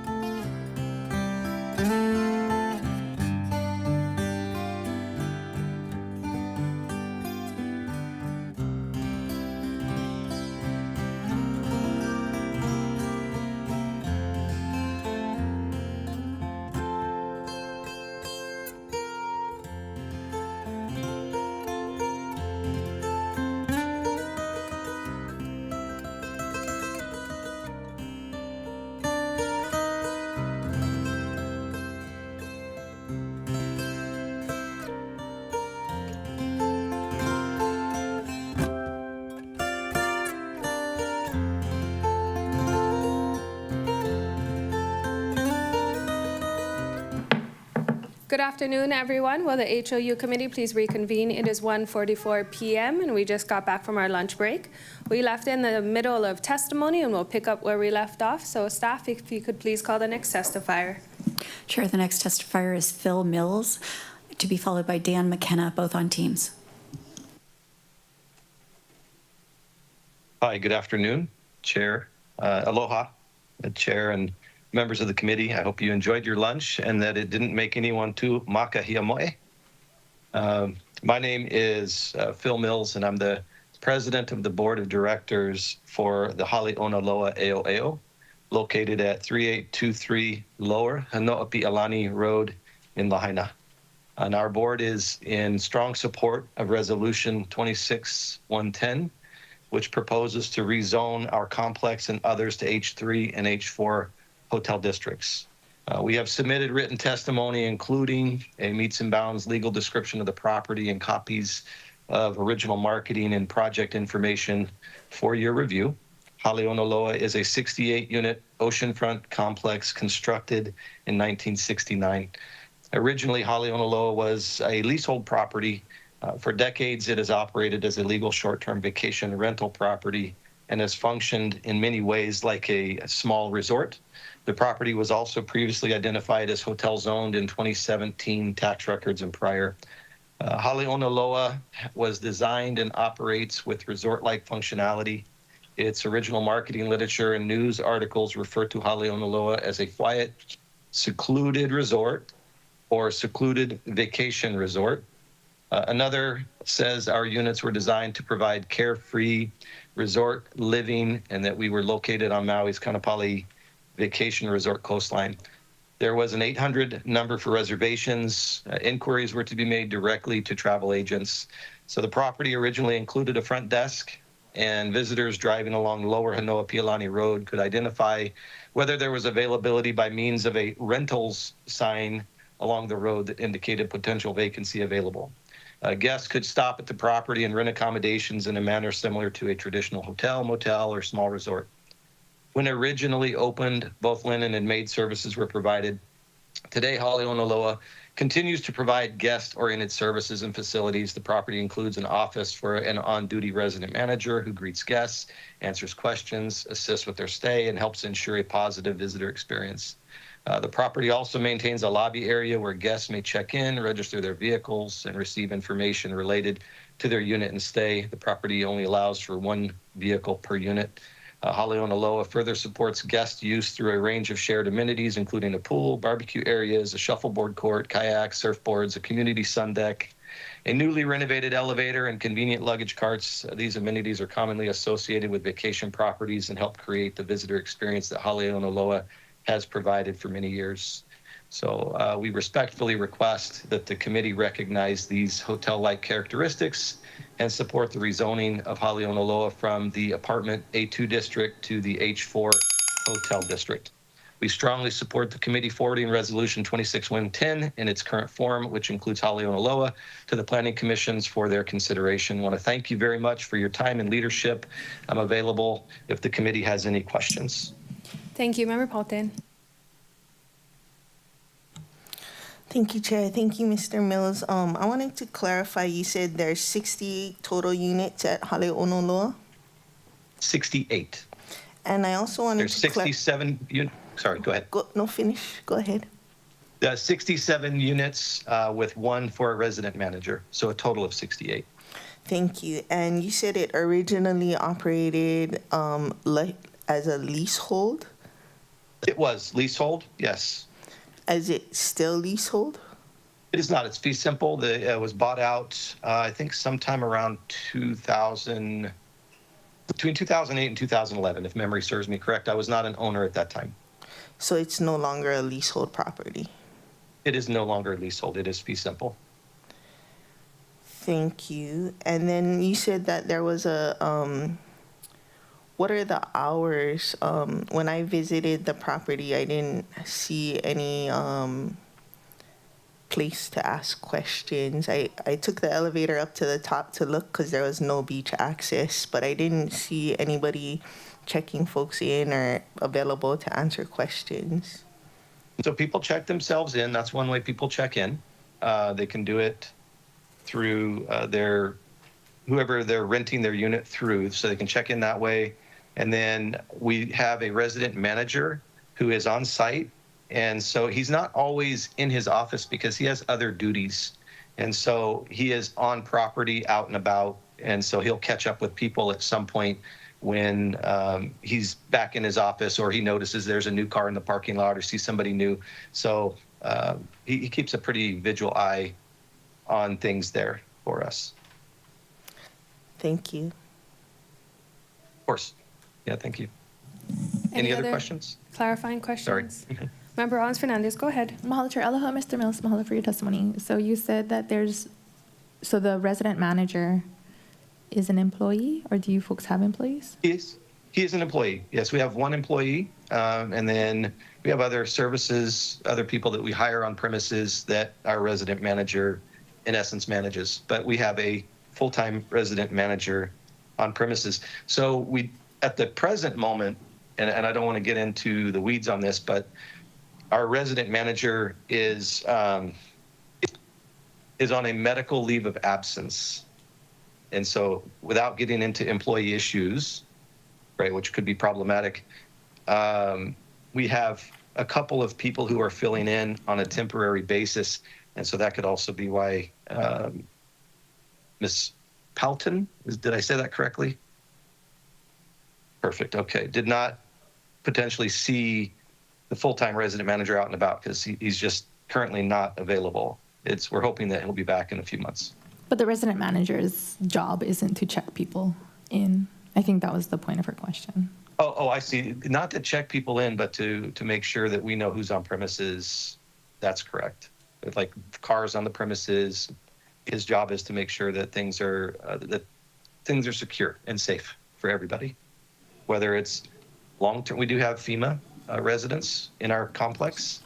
Our owners stepped up when the fire happened, and so some people had the ability to allow people to move in on that basis did. And so we have some long-term residents. We have some owners who live there full-time. So it's a mixed-use complex. Most of our units are short-term vacation rented, however. Thank you. Mahalo Chair. Of course. Any other questions? Seeing none. Next testifier, please. Thank you. Chair, the next testifier is Dan McKenna, to be followed by Timothy O'Shaughnessy, both on teams.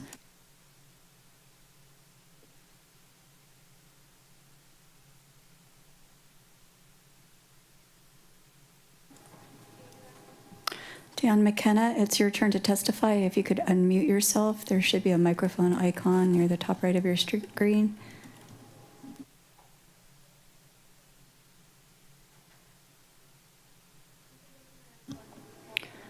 Chair, the next testifier is Timothy O'Shaughnessy.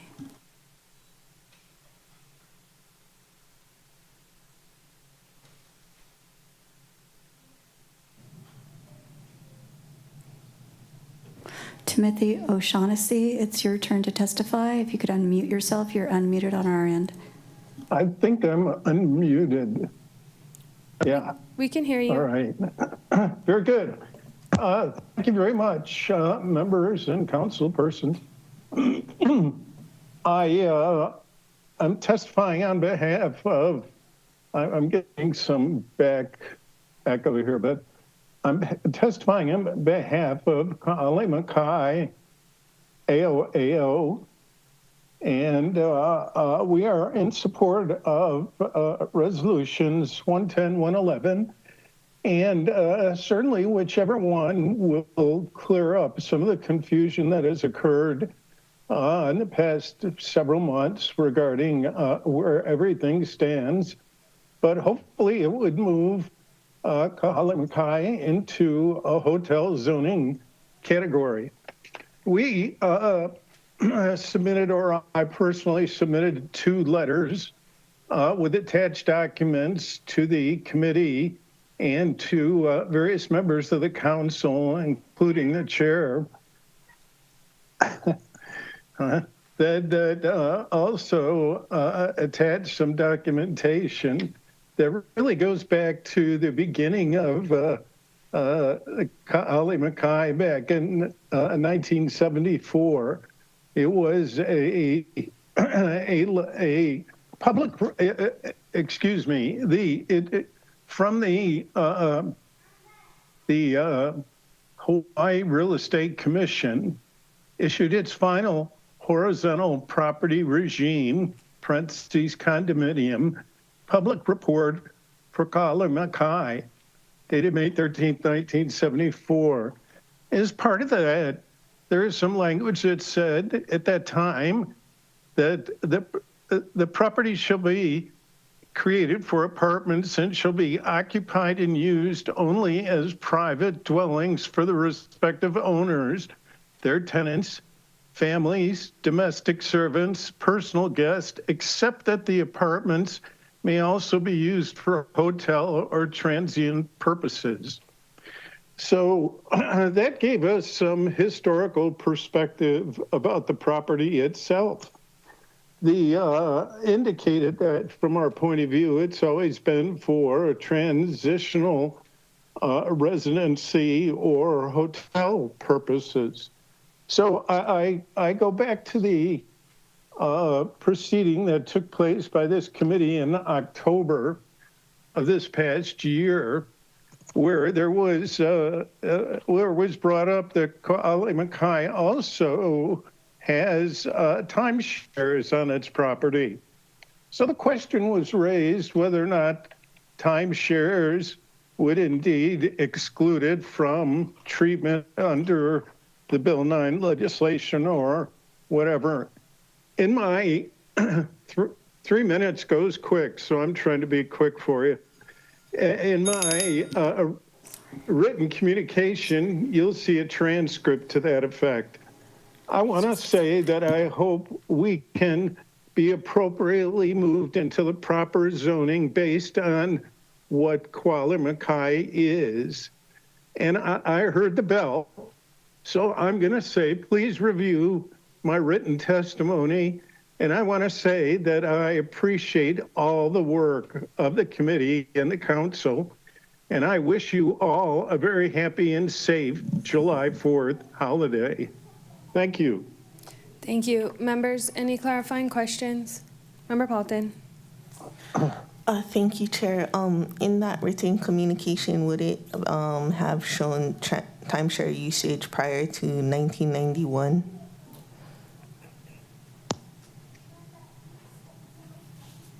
Excuse me, could you say that again? The clarifying question is, would it have shown timeshare usage prior to 1991? Councilperson Pelleton, I can't personally answer that question, but I can obtain that information and submit it as part of the testimony if you would like that to occur. That would be fabulous. Thank you so much, Mr. O'Shaughnessy. Yes, I will do that. Prior to 1991, correct? Yeah. Correct. You got it. Thank you so much. Thank you. Thank you, Member Paulton. Any other clarifying questions? Seeing none, next testifier, please. Chair, the next testifier is Jordan Ruiz, to be followed by Caitlin Miller.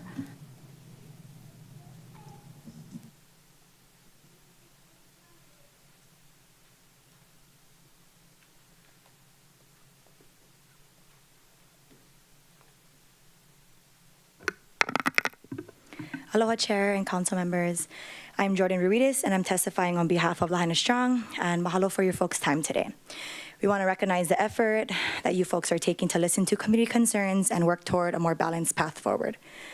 Lahaina Strong was in support of Resolution 26-111, as we have always supported the upzone of the properties that were actually operating like hotels. But now with the last-minute additions of properties who don't meet the requirements, the resolution is now dirty, and we will not be able to support the new version. We also supported Resolution 26-1-10 with amendments. The proposed list that was before us originally looks significantly more aligned with what we have been advocating for from the very beginning. If this is the only list that would be brought forward, we want to acknowledge that this feels like a meaningful progress. However, these aren't the only lists. As we saw, more were added last minute. We strongly urge the council to proceed with caution and to consider amendments. We want to remind the council that our apartment zone districts were intended, according to the Maui County Code Title 19.12, apartment zone districts are intended to provide higher density, long-term residential housing to residents. That foundational purpose must remain at the forefront of your decision-making. These districts play a critical role in providing stable housing for our residents, especially our community, as our community continues to recover. We also hold a firm stance that the work of the South Maui Community Plan must not be undermined. The introduction of bulk upzoning, particularly in areas that were never designated for hotel or short-term rental use, sets a dangerous precedent. This approach risks becoming a slippery slope where planning frameworks are weakened, speculative pressures increase, and more housing is lost to transient use at the expense of local families. We further challenge the council to take a deeper, more nuanced look at the properties being considered and to avoid treating them all the same. For example, leasehold properties are not uniform. Each has its own unique terms, timelines, and agreements. Upzoning all leasehold properties under a single assumption does not reflect this complexity and risks creating unintended consequences. These decisions deserve a more case-by-case approach. Kaanapali Royal only has 3 leasehold units out of 105 total units. Kaanapali Royal was 54% owner-occupied in 2015, where they're only 9% now. Haleonaloa only has 2 leaseholds. In 2015, the owner occupancy was at 70%. Now it's only at 3%. We urge you to take your time, stay grounded in the intent of our community plans to protect long-term housing and to ensure that any decisions made today do not unintentionally create challenges for future generations. Mahalo.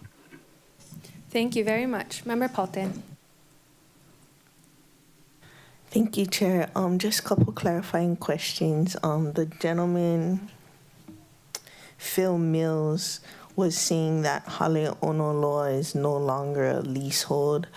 Do you have like documents that? I think it was in your guys' packet that was provided this morning. That's the only source. That, and I think if we were to look it up, it shows that there is only a couple. Just like when I looked up Kaanapali Royal the other day, it did tell me that there's some. There's a couple. Yeah, I just don't think we should make rash decisions and upzone a whole property because there's only a couple leaseholds in there. That just takes away housing from our people. Thank you for that clarification. And when you said that you support the original resos, that's without these amendments adding 3 and 4 new properties onto it. Correct. On the 111, majority of those properties we would have supported from the very beginning because they are the ones that are more like hotels. Unfortunately, the ones that were added this morning or yesterday, whatever it was,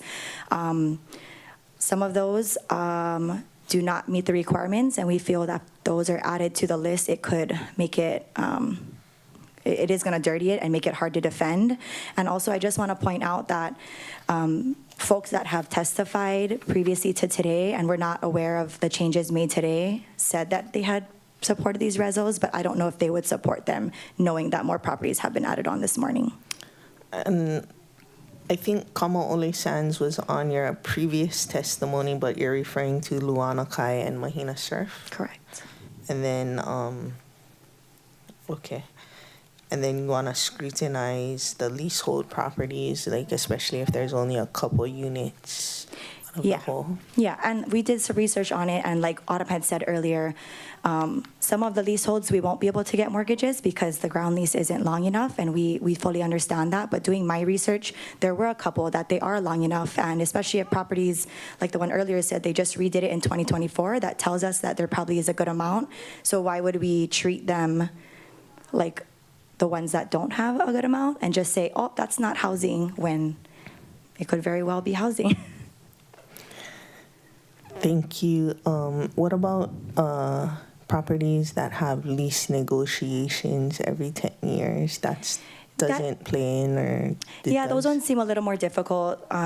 Like we were doing our research and talking to lenders, we understand those would be more difficult, but I just really encourage you guys to take a deeper look at the properties. Don't just make a blanket assumption that it's hard for all leaseholds, especially if there's only 2 or 3. We don't want to again take out a whole property that has hundreds of units that could be housing just because there's 2 leaseholds and maybe somebody on the council or the committee thinks the whole building is leasehold.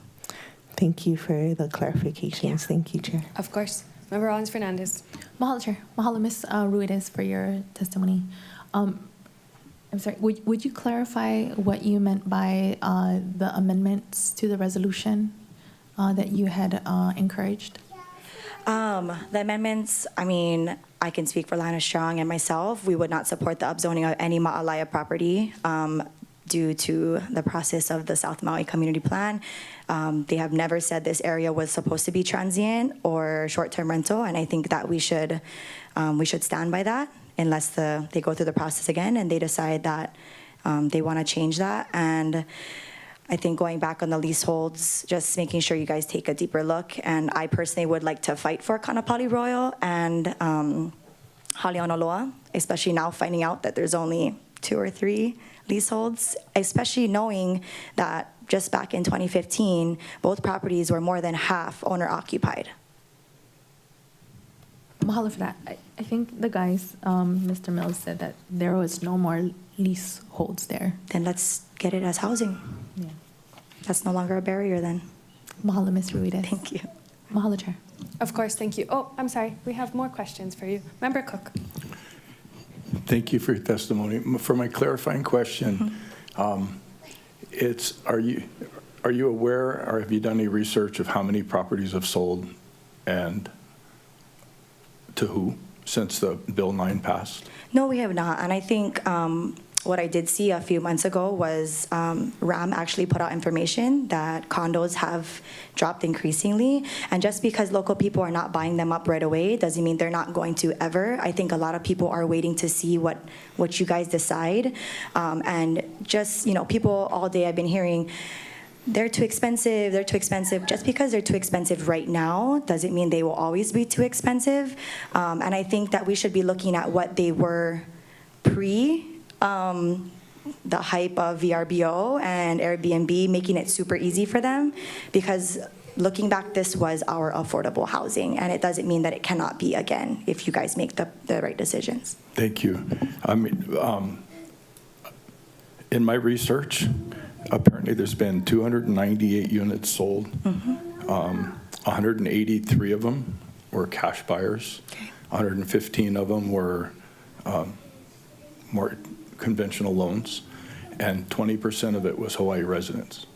And so the challenge that I have and my concern is that the intent of generating and getting local housing, which I'm supportive of, during this process, waiting for the prices, because the prices have gone down and people aren't being able to buy them yet, is that we're not getting what we are advocating for, which is local workforce housing. So anyway, my clarifying question was if aware and asking you to look at, through your research, who's buying them, how many's buying them, and if it's working.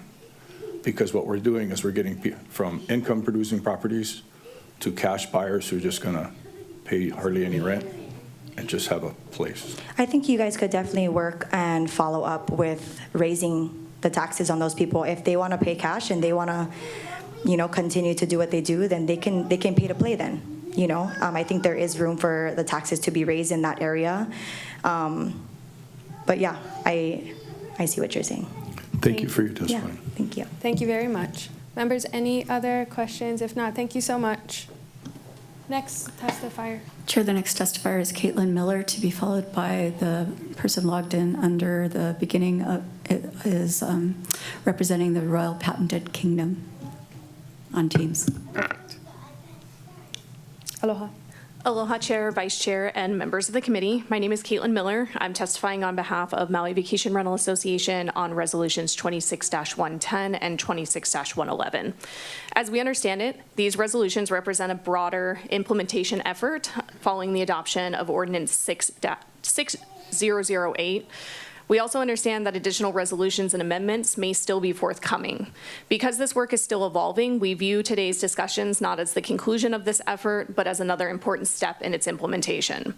As implementation continues, we respectfully encourage the Council to remain focused on the purpose behind Ordinance 6008. The purpose of H3 and H4 districts was to align zoning with long-standing lawful visitor accommodation uses. They were not intended to create new visitor accommodations or create new land use rights. The properties being considered today have lawfully operated as visitor accommodations for decades. These council-initiated zoning changes are not upzoning properties or introducing new land uses. They are simply continuing the work of aligning zoning with long-standing lawful uses that already exist today. As additional properties are considered, we respectfully encourage the council to continue applying these same objective principles consistently so that similarly situated lawful visitor accommodations continue to be evaluated under the same standards. We also encourage the council to avoid introducing new operational distinctions during implementation. The hospitality industry has changed dramatically over the past decade. Mobile check-in, digital guest communications, contactless services, and technology-driven hospitality are now commonplace. Those changes reflect evolving technology and guest expectations. They do not change the underlying land use. The absence of a traditional front desk or other historical operating model does not mean a property is unmanaged, unsupervised, or services are unavailable to guests. Rather, it reflects the continued evolution of how hospitality is delivered and how guests interact with their accommodations. Land use classification should be durable enough to withstand changes in technology, business practices, and evolving guest expectations.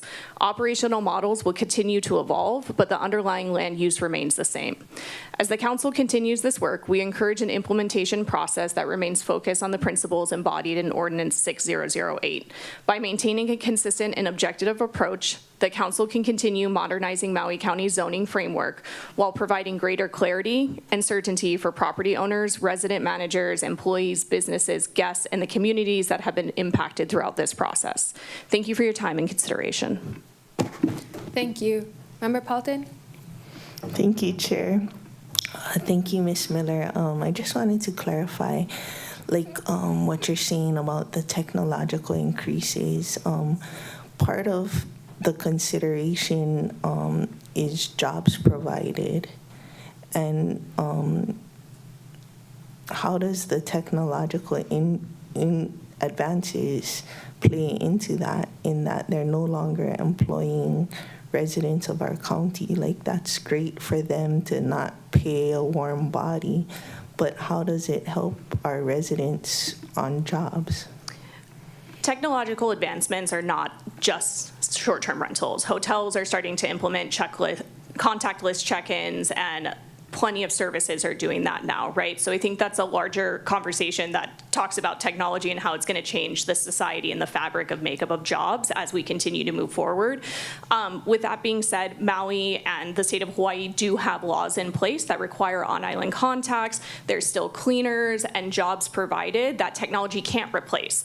Unlike hotels where they could eventually at some point hire a robot, right, probably to clean floors, these are all around harder going to be able to take away those cleaning jobs, maintenance jobs, because there's logistical issues that they don't face in other type of accommodations. So again, I can't answer that specifically other than this is not just a short-term rental conversation in terms of the advancements in technology, but the effort is still to preserve jobs as much as possible and not take away the ones that do exist today. I did see that robot cleaning the Hyatt floors the other time I walked through. Thank you. I'm not trying to bash on the hotels. I'm just saying that there's considerations. Do you have a question? It's all fun and games until you run over dog poop. Ew. Thank you. Sorry, I saw you move your mic. Did you have a question, Member Rollins-Fernandez? Yeah, mahalo, Chair. Okay. Aloha, Ms. Miller. Mahalo for your testimony. You said that mahalo for the objective criteria. What is objective about them? So just the eligibility requirements that were outlined in H3, H4 that you all already agreed upon, right? Essentially, those are the copy paste of A1, A2, right? So we're not taking into consideration, for the same reasons we didn't move everyone into H1, H2, right? Which would have been an upzone because then they would have been able to add restaurants or nightclubs or any of the things that we referenced during the zoning process. So just a reminder that those are the eligibility requirements within 6008 and not to add any arbitrary things that might need to be more broadly applied. So these lists, the criteria isn't arbitrary.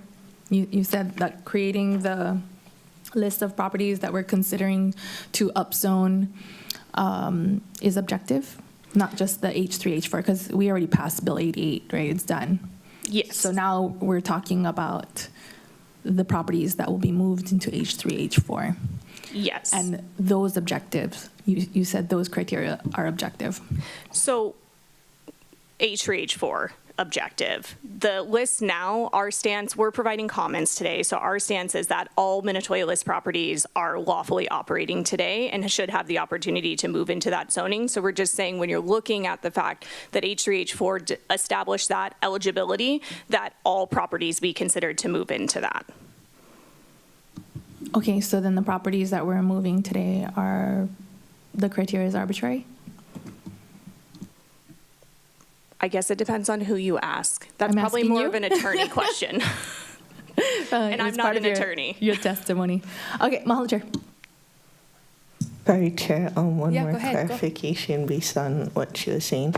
Like, when you folks were talking about arbitrary criteria, you're not including like the things that if they would have gone through a change in zoning themselves that they would have had to provide, right? Because that's not arbitrary, that's... Yeah, those are things that you would have required, and my understanding of creating the H3, H4, and you guys doing the, or you all, I should say, sorry, try not to use guys, moving everyone into the H3, H4 is that essentially by going through the TIG, going through those properties, you are saying they are essentially pre-qualified. Now, we understand that not everyone's probably going to end up in those, but by creating that list and saying the Minatoya list and subsequent A1, A2 properties that meet those requirements within H3, H4 have the opportunity to move into there and are eligible to do so. Did I do it? I think I understand that clarification, and feel free to say you ladies too. Just trying to move away from guys. Ladies and sons of ladies. Any other questions? Ladies and sons of ladies? If not, thank you very much. Thank you, ladies. Next testifier, please. Chair, the next testifier is logged in as representing the Royal Patented Kingdom, to be followed by Greg Relski. Aloha, I'm representing Ko Hawaii Pai'aina, this Royal Patented Allodial Title Kingdom, where we all are right now. The lady that had testified before me, she wrong. None of them are lawfully able to operate in this kingdom where we all standing right now. And it's all illegal because the descendants never have given consent or anything like that. And I'm testifying as a royal patent descendant of the original title holders and sovereign of these Hawaiian Kingdom lands. I submit this testimony in strong opposition. All lands in the Hawaiian Islands are vested in allodial title by royal patent established under Kamehameha III through the Mahele of 1840s. Royal patents and land commission awards. Said patents were issued to original title holders and their heirs and successors in perpetuity, which has already been adjudicated from 1840s. By your law and the Hawaiian Kingdom law, the lands are supposed to revert and already belong back to the original title holders and their descendants.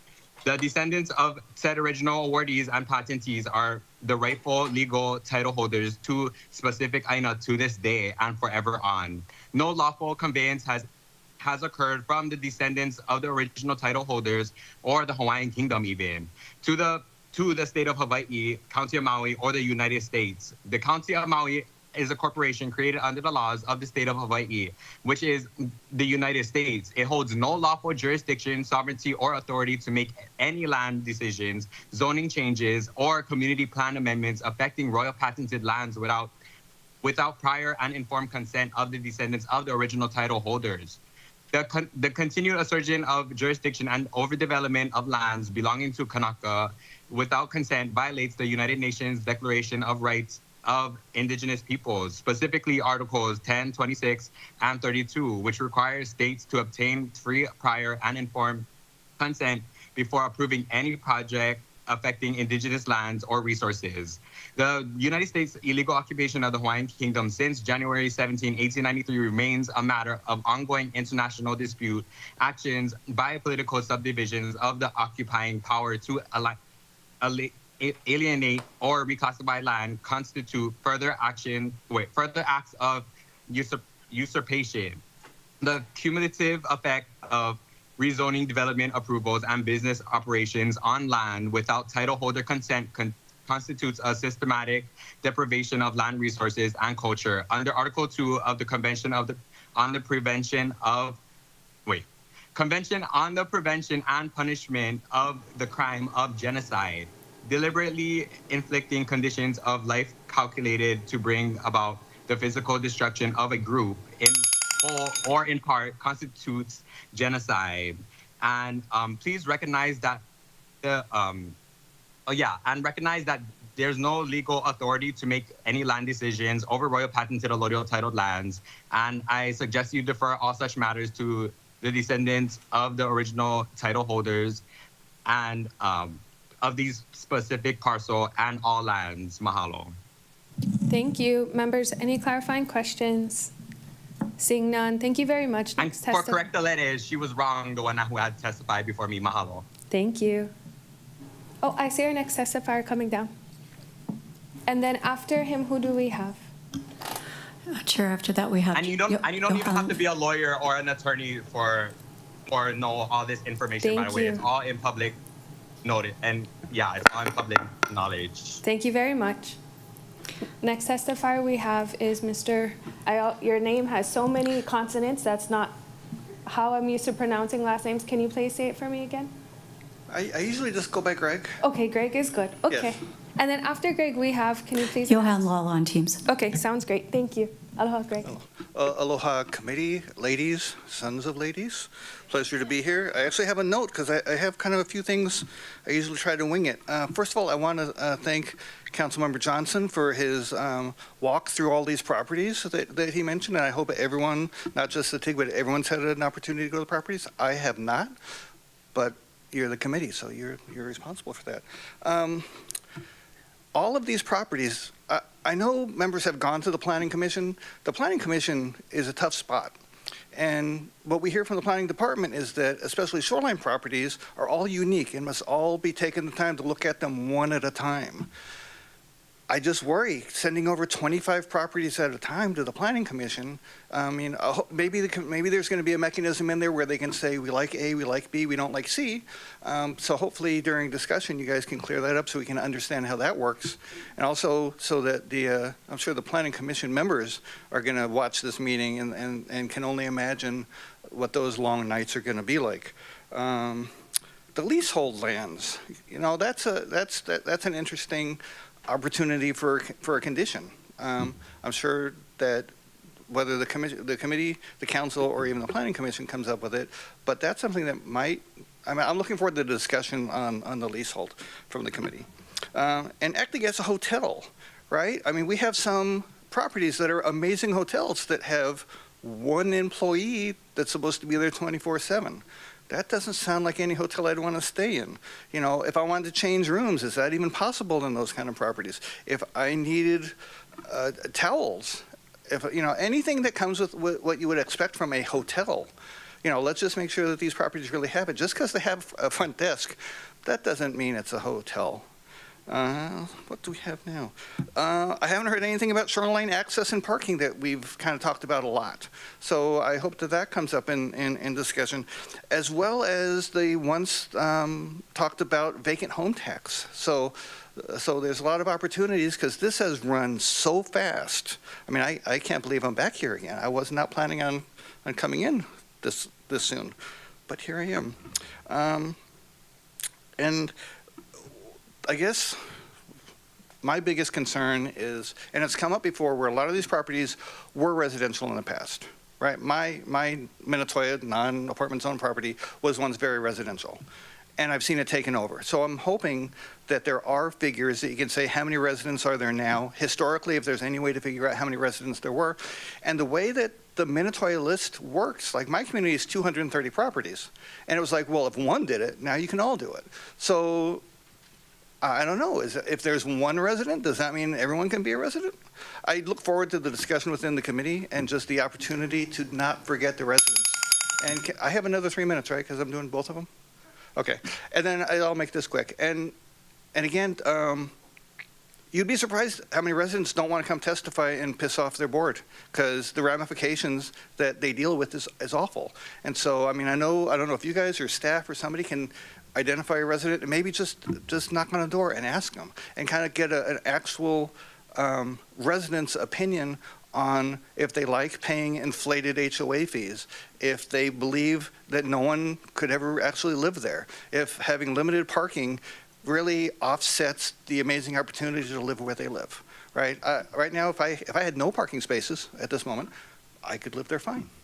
So I think that being able to look at the wide variety of potential residents and not necessarily listening to the continental-based board of investors that come in and present their cases. It's been interesting listening to all of the testimony, and I am very much looking forward to watching the recording of the discussion later today because I have things to do. Thank you very much. This concludes my time. Thank you. Member Paulton. Thank you, Chair. Thank you, Greg. The one clarifying question I had was when you mentioned about tax on vacant properties or vacant units, are you not thinking that that's covered by the non-owner occupied tax classification? You want some, like, I feel like our vacant, the non-owner occupied is the vacant one because you have like a long-term rental classification and owner occupied classification. So I feel like non-owner occupied is synonymous with the vacant one. I thought that too during the bill we're not supposed to talk about, between 8 and 10. Councilmember Johnson actually had mentioned that he was contemplating and looking at other jurisdictions that had done something. So I do understand all of our tax rates and the way they are, and I didn't know if there was some other special classification that could be had, because I haven't heard it since, right? That came up, God, a year ago? And so I was just throwing that back out there because I paid attention to those little details, and I just wanted to remind you that that was mentioned. So actually, if that came up in discussion too, like to clarify, you know what, that's off the table now. That would be good too. Thank you for that clarification.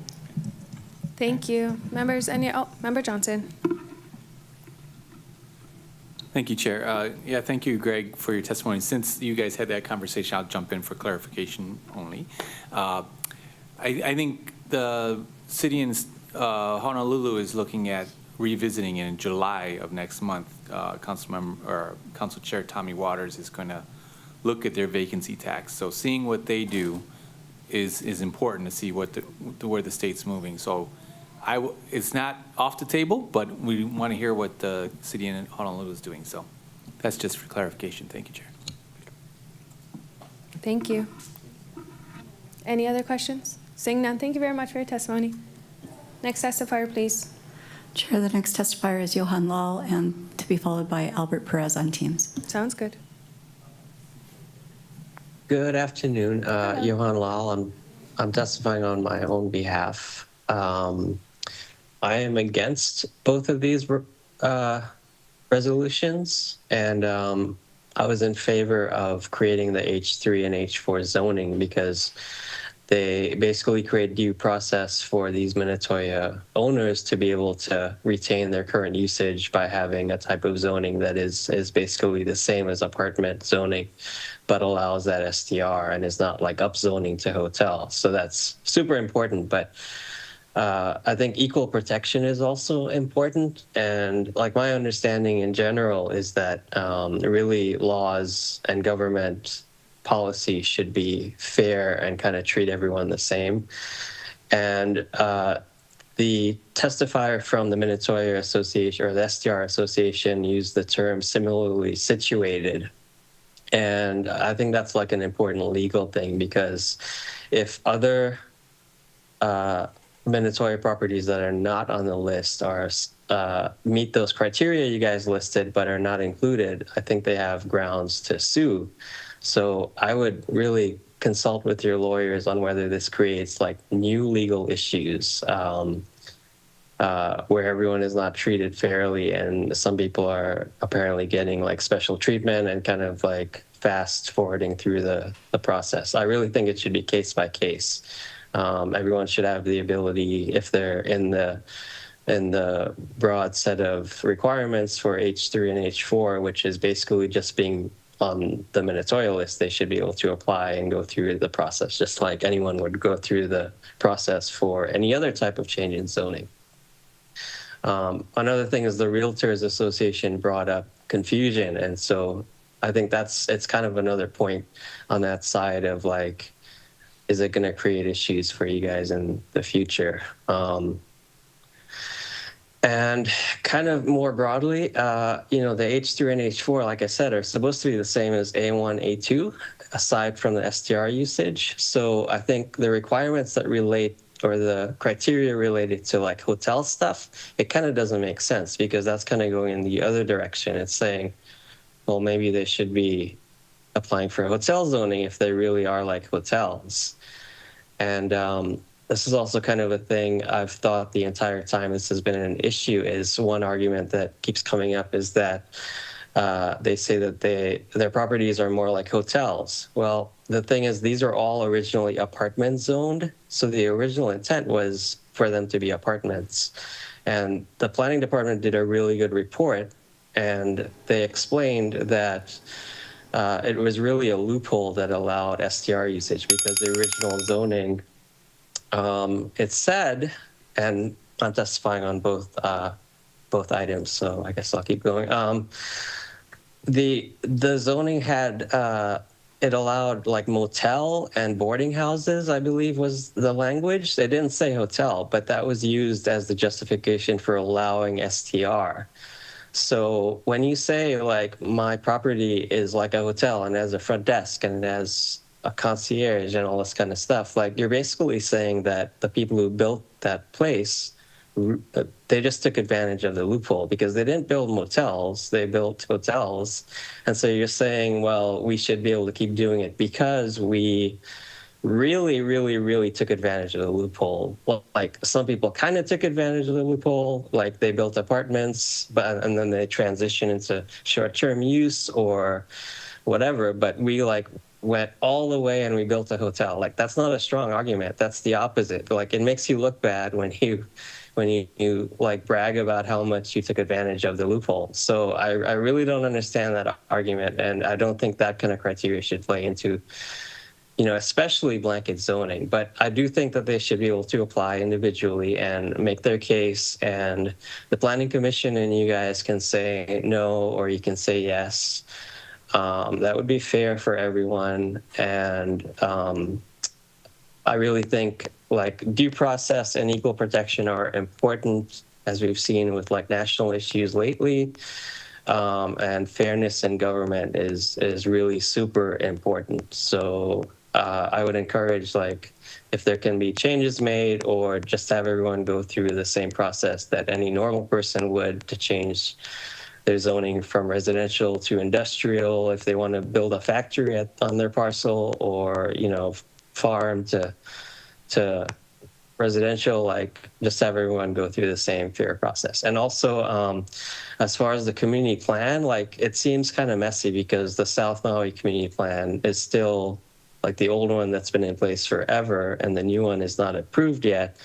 So like, I don't know how exactly that works, but I will say the Community Plan Advisory Committee put a lot of work into the maps and those community plan designations. So their work should be respected. And like really, they put a huge amount of thought into really like every pixel of those maps. So please be careful with changing anything they did.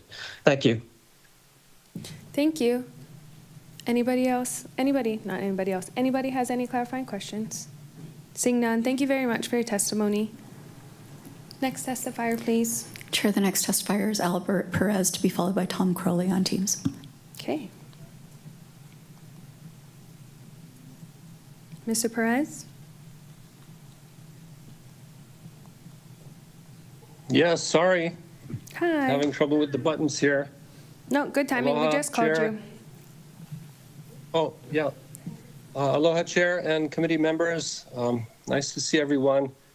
Albert Perez with Maui Tomorrow. Testifying on both rezos. You know, batch rezoning of thousands of properties at once eliminates the opportunity to condition each property appropriately, like is normally done with conditional zoning. So can we say that each of these proposed properties has all the things that are required to function as a hotel? Do we know that none of them have adverse impacts on their neighborhood? Let's remember why this issue became such a big one.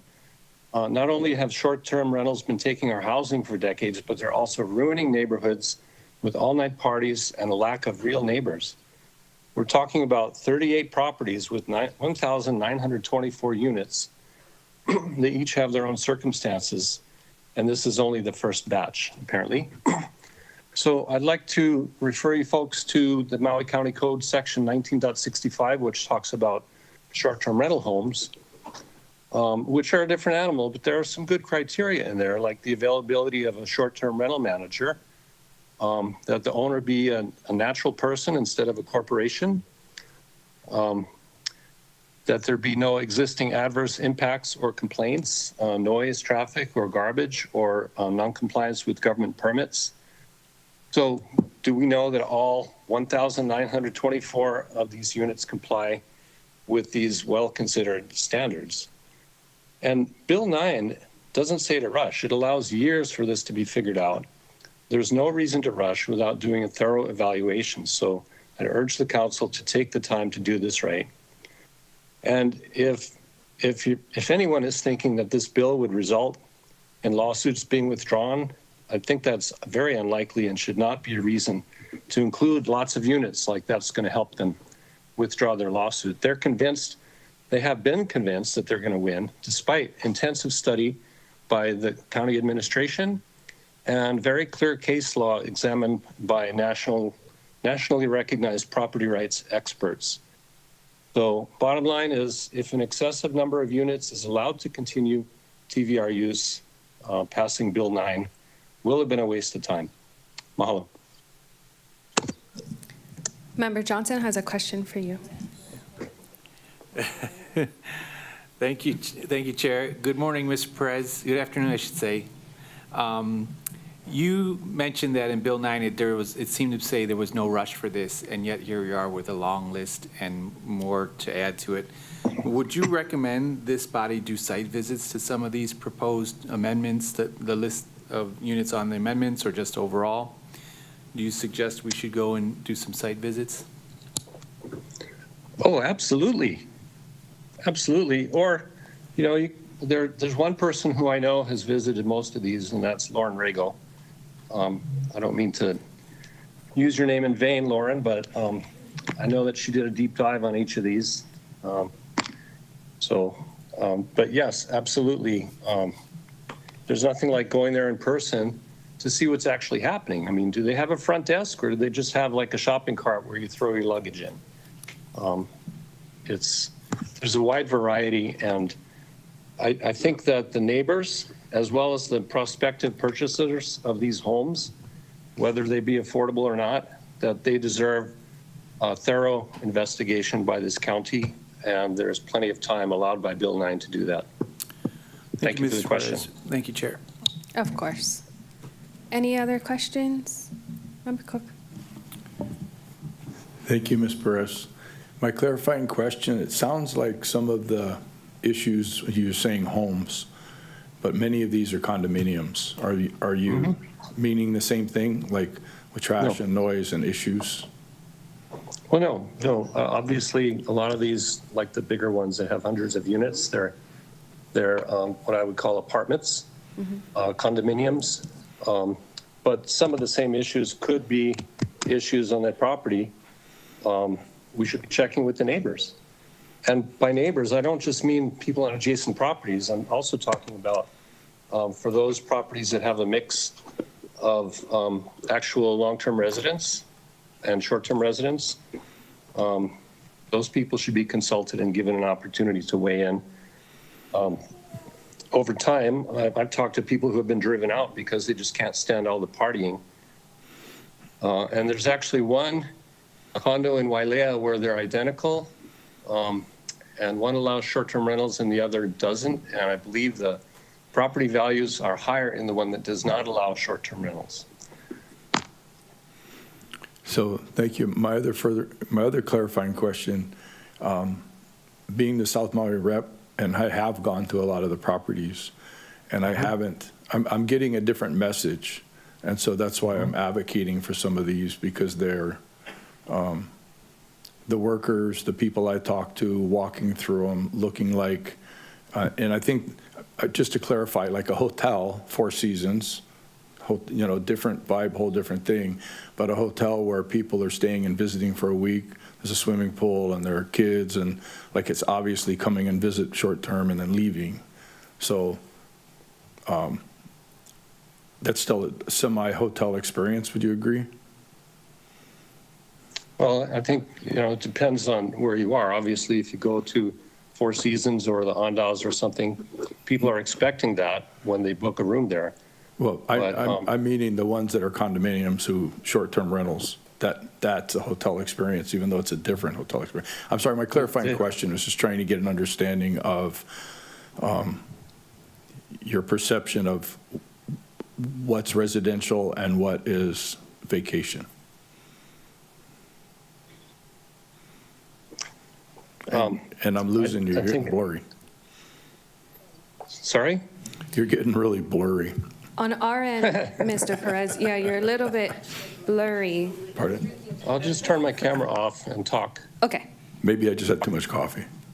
No, he was, and I wish I had more coffee. But we can hear him now. You can answer. Well, it's like almost it depends on your perception and what your interests are. So, it's just like noise. Somebody can hear the same sound and like it, or not hear the same, or hear the same sound and not like it. But if your expectations are that you bought a property and you want to have some quiet time so you can rest after you work, and then over time, more and more short-term rentals come in and they start putting in amenities that appeal to visitors. These are the kinds of people who have been driven out over the years.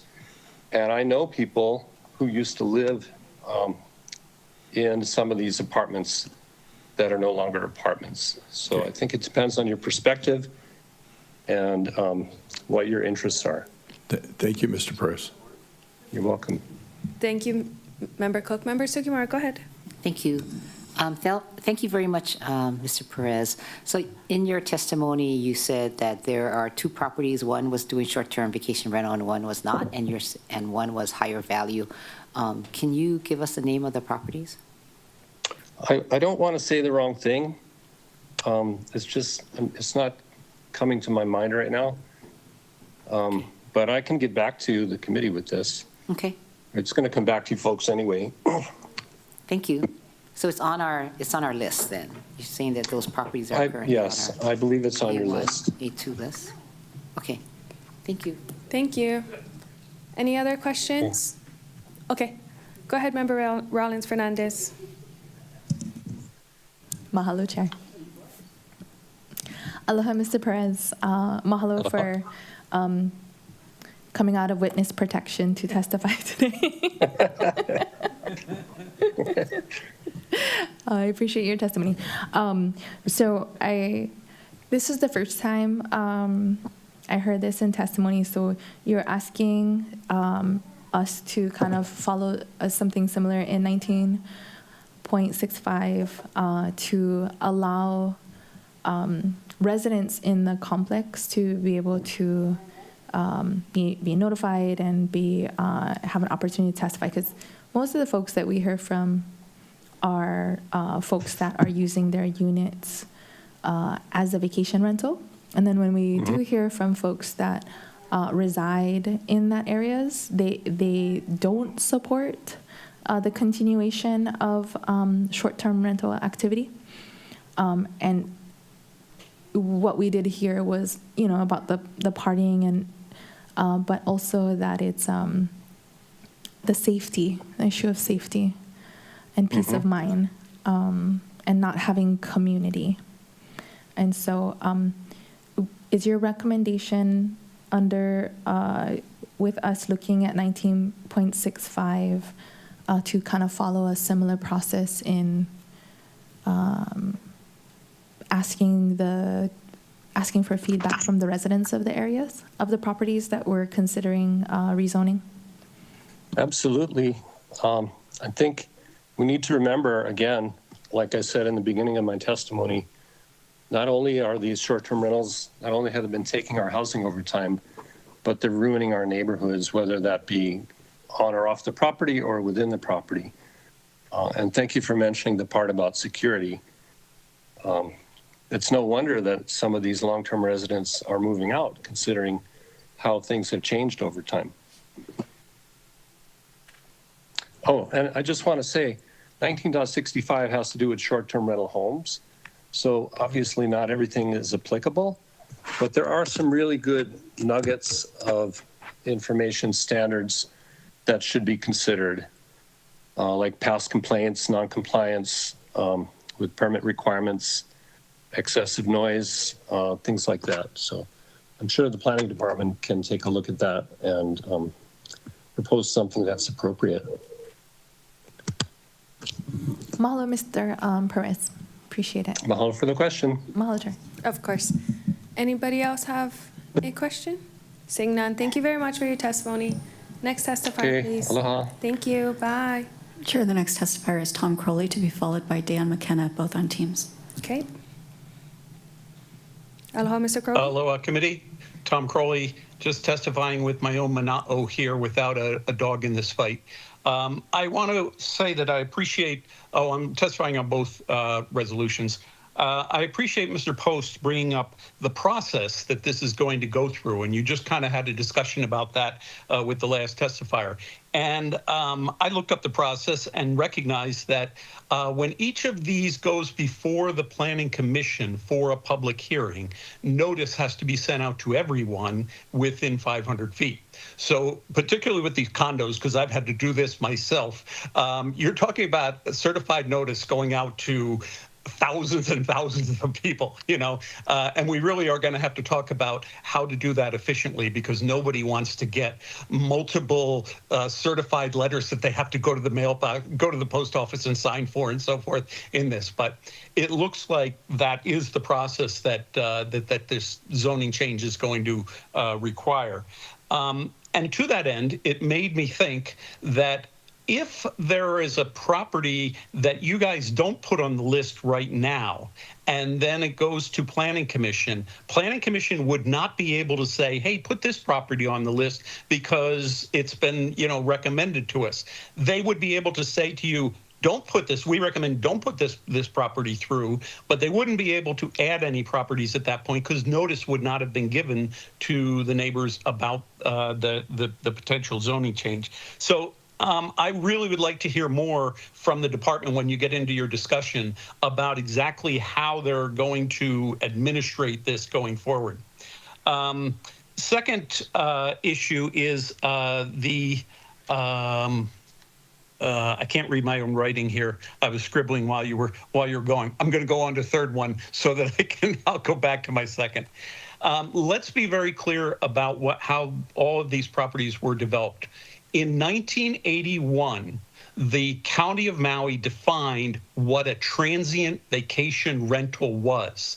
And at that time in 1981, they said the place where we want these, the place where these are allowed is the apartment district. So they weren't saying put in a motel. They weren't saying, that you're allowed to make hotel uses. They specifically said, this is what a TVR is. And where this is allowed is in the hotel district and the apartment district. End of story, okay? So that's what we're talking about right now, are the TVRs that were allowed by code, specifically by the county, to allow them to exist in the apartment district. Now, one of the caveats that was put on that was they had the project instruments, they said, had to explicitly show that this was allowed, okay? Now, the question I'll go on to the second one. The question about project instruments is, what did they mean by that? Well, later the lawyer said, well, your CC&Rs, something needed to clearly show that that was the intent of the use that you're making here. So I would encourage the council to look for that. If someone can show that they have proof of that, that's a lot more useful information than is it operating like a hotel is today. However, moving on to what was my second issue, which was I like what you're doing by trying to break these down into chunks for the Planning Commission to digest. And if you want to say these are hotel and they really, walk like a duck, quack like a duck, consider these as one group, then that's fine, okay? But what's not clear to me right now is what other criteria are going to come forward, and that's the confusion at the moment. I know you have some others that you're going to bring forward, and that needs to be clarified as well. But as Mr. Post brought up very clearly, you need to be able to give direction to the planning commissions of this is why we are recommending each of these properties, and this is how these properties meet the criteria for a change in zoning. That's a very important discussion for you guys to have right now, and to come out of the committee report from here with the resolution that you would pass on. Because what happened when Bill 88 went down is the Planning Commission looked at their own criteria and said, we don't think Bill 88 meets the criteria. So it's up to you guys to tell them we think it does. So you need to have that discussion before you move these things forward.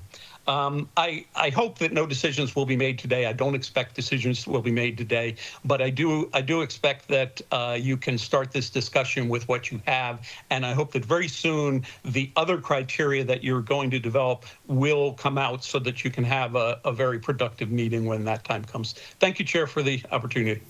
Of course. Thank you, Mr. Crowley. Member Paulton.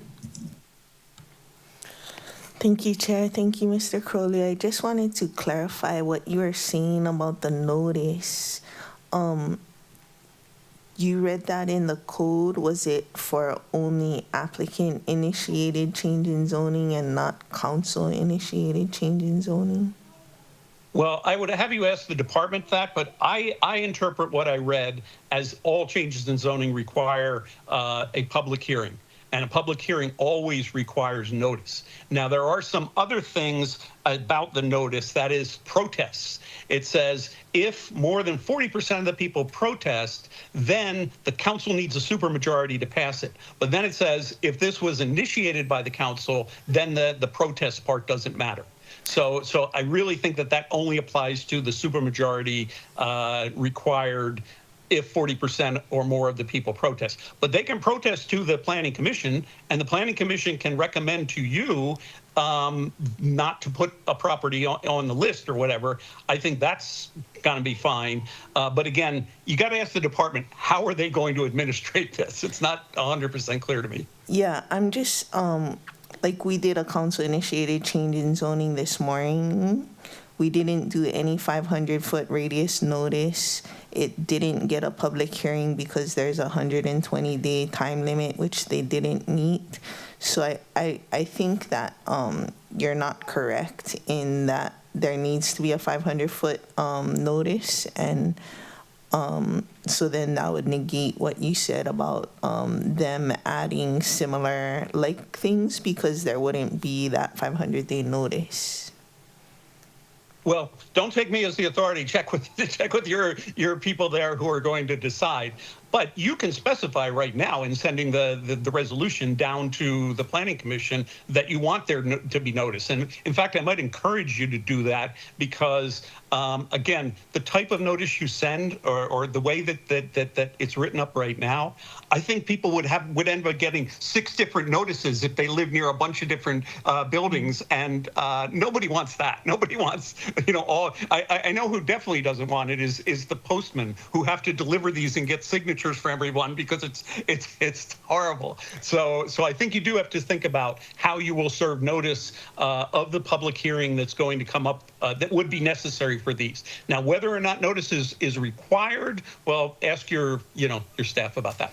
Thank you for that clarification. And there's other things I believe, like you said, you're familiar with the process to change the zoning. Is there other things that you think that we should not bypass? Like, I don't know, certified shoreline or EA or? Well, again, all those are in your kuleana, so you can decide what you want to condition this stuff on. That gets to conditions of zoning, if you will. But with respect to an application for change in zoning, there are specific criteria that are listed in code that say you have to show that you meet these. And usually the planning department will do that. Usually the planning department will do a review of a request for a change in zoning, and they will say, we think it meets this criteria and this criteria because of this, that, and the other thing, okay? But since this is coming from the council, it's kind of your job to do it. Okay, so when you send this down to Planning Commission, it's the Planning Commission getting it from you saying, okay, these guys already figured out that it meets this criteria. So again, Greg's there for you. He's there to guide you, not me, but he seemed to have a grasp on it. Thank you. Thank you for those clarifications and suggestions. Aloha. Thank you. Any other clarifying questions? Seeing none, thank you very much, Mr. Crowley. Next testifier, please. Chair, the next testifier is Dan McKenna, to be followed by Linda Manry, both on teams.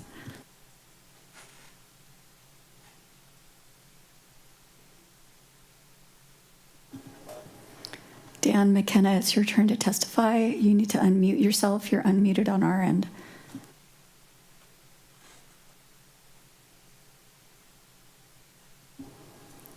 Chair, we're not seeing him responding, so the next testifier is Linda Manry.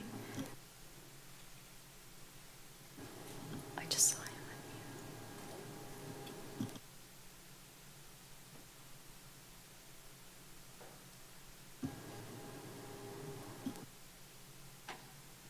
I do see Dan McKenna unmuting and then muting again. Mr. McKenna, are you able to testify?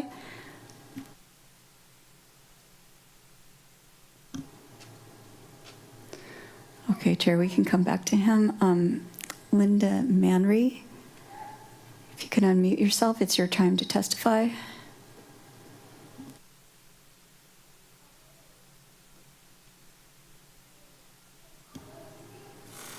Hi.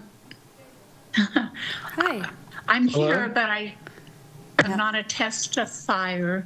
Okay. Dan McKenna has the testimony that our association was going to present. I think he may be having trouble with his microphone.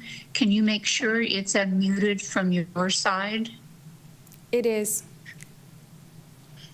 I'm sorry, I don't have the material.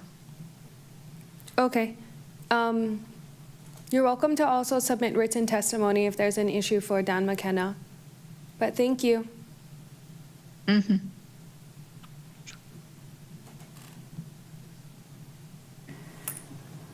Yeah, I did see Dan McKenna's mic unmuted and Linda Manry's mic unmuted. Hello? Hello. We can hear you now. Oh, great. Sorry. I apologize. I was connected via Microsoft Edge and had to get out of that and onto Teams. Aloha, Chair and committee members. My name's Dan McKenna. I'm a property owner in Wailea, Ikahi, and I am a two-time past president of Ikahi's board of directors. I'm speaking with the support of other individual Ikahi property owners who together strongly support Resolution 26-111 as written. I want to extend our appreciation to each of you for the many hours you have dedicated to reaching this important point. Adoption of Resolution 26-111 will help to maintain zoning at Ikahi consistent with its original intended uses by transitioning A1 properties to H3. The resolution will also modify the land use designations for the entire property to be consistent with the purposes for which it was intended. Any additional documentation needed to move council-initiated zoning for this property forward will be readily provided. Mahalo for all that you have done. Thank you. Any clarifying questions? Seeing none, next testifier, please.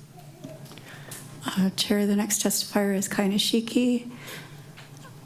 And it looks like someone is signing up for the chamber. Lauren Rigo. Perfect. Aloha, Chair.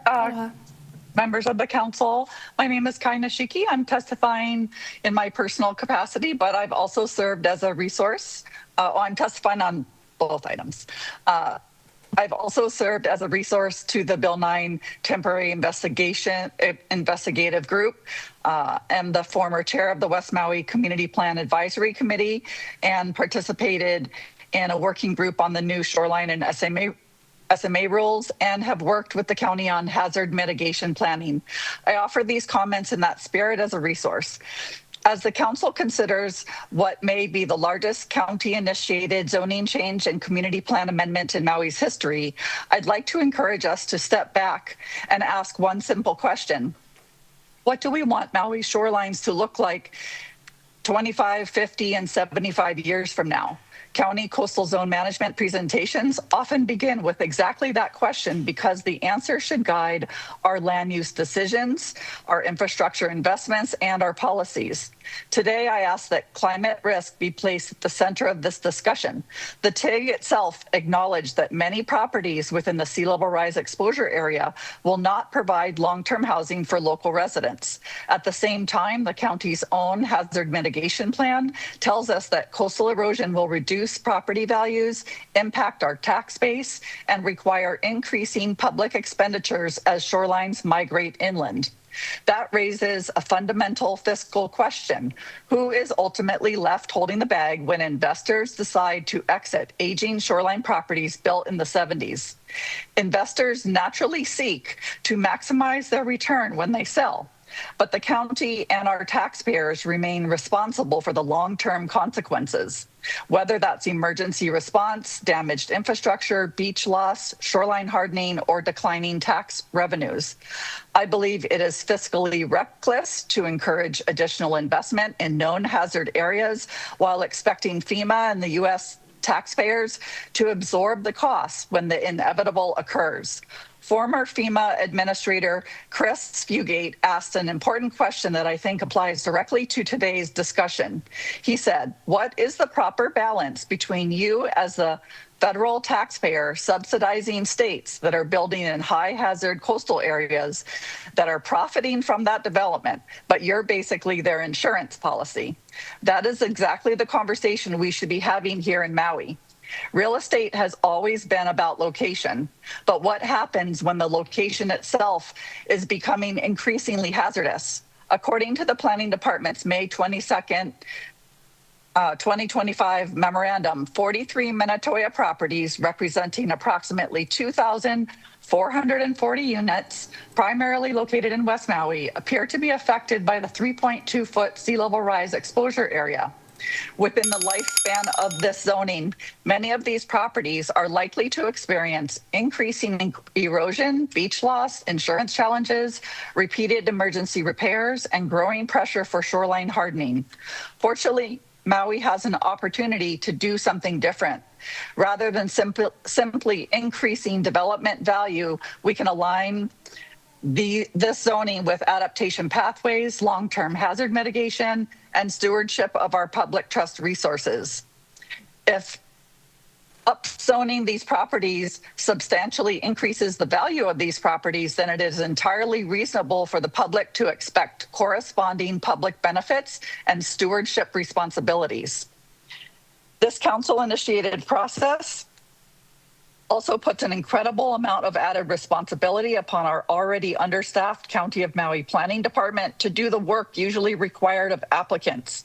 Primarily, the benefits of this proposal are for the private property owners, and they should be required to do the work and prove that they are worthy of stewarding our priceless coastal public trust resources. I asked this council to consider requiring shoreline properties proposed to provide the same level of review that would normally be required of applicant-initiated change in zoning and community plan amendment requests, including environmental review, kapa'akai analysis, shoreline certification, structural assessments, hazard mitigation planning, and meaningful shoreline access and parking. Likewise, the Maui Planning Commission, tasked with Coastal Zone Management Authority for the County of Maui, are all volunteer members and should receive complete information regarding each shoreline property's environmental history, shoreline protection history, structural condition, repairs, sinkholes, and long-term viability before making decisions. As many members of this council have said, we must correct the mistakes of the past. This is not simply about where people live or offshore investors extracting profits. It is about whether our planning decisions today support healthy beaches, functioning coastal ecosystems, fiscal responsibility, and supporting the natural landward migration of our shorelines, or whether they unintentionally encourage greater investment in areas we already know face increasing long-term risk. The plans, policies, and management actions we adopt today will determine whether future generations inherit healthy beaches and thriving coastal ecosystems, or fields of sandbags, failing seawalls, and collapsed buildings. I've submitted detailed written testimony with additional questions and recommendations for your consideration. There's also multiple pictures posted on my Facebook page probably every single day of a majority of all of these properties showing sinkholes, failing seawalls. So please review those photos, and we must do better. This is not it. Thank you, Ms. Nishiki. Member Paulton. Thank you. I just wanted to go over the criteria in applicant-initiated zoning for shoreline properties. I wrote down environmental review, structural assessment, kapa'akai analysis, shoreline certification, public access, and parking. Did I miss any of the ones that you said? There should be structural. I'm so sorry. I'm not sure if you said environmental structural assessment. review, structural assessment, kapa'akai analysis, shoreline certification, public access, and parking.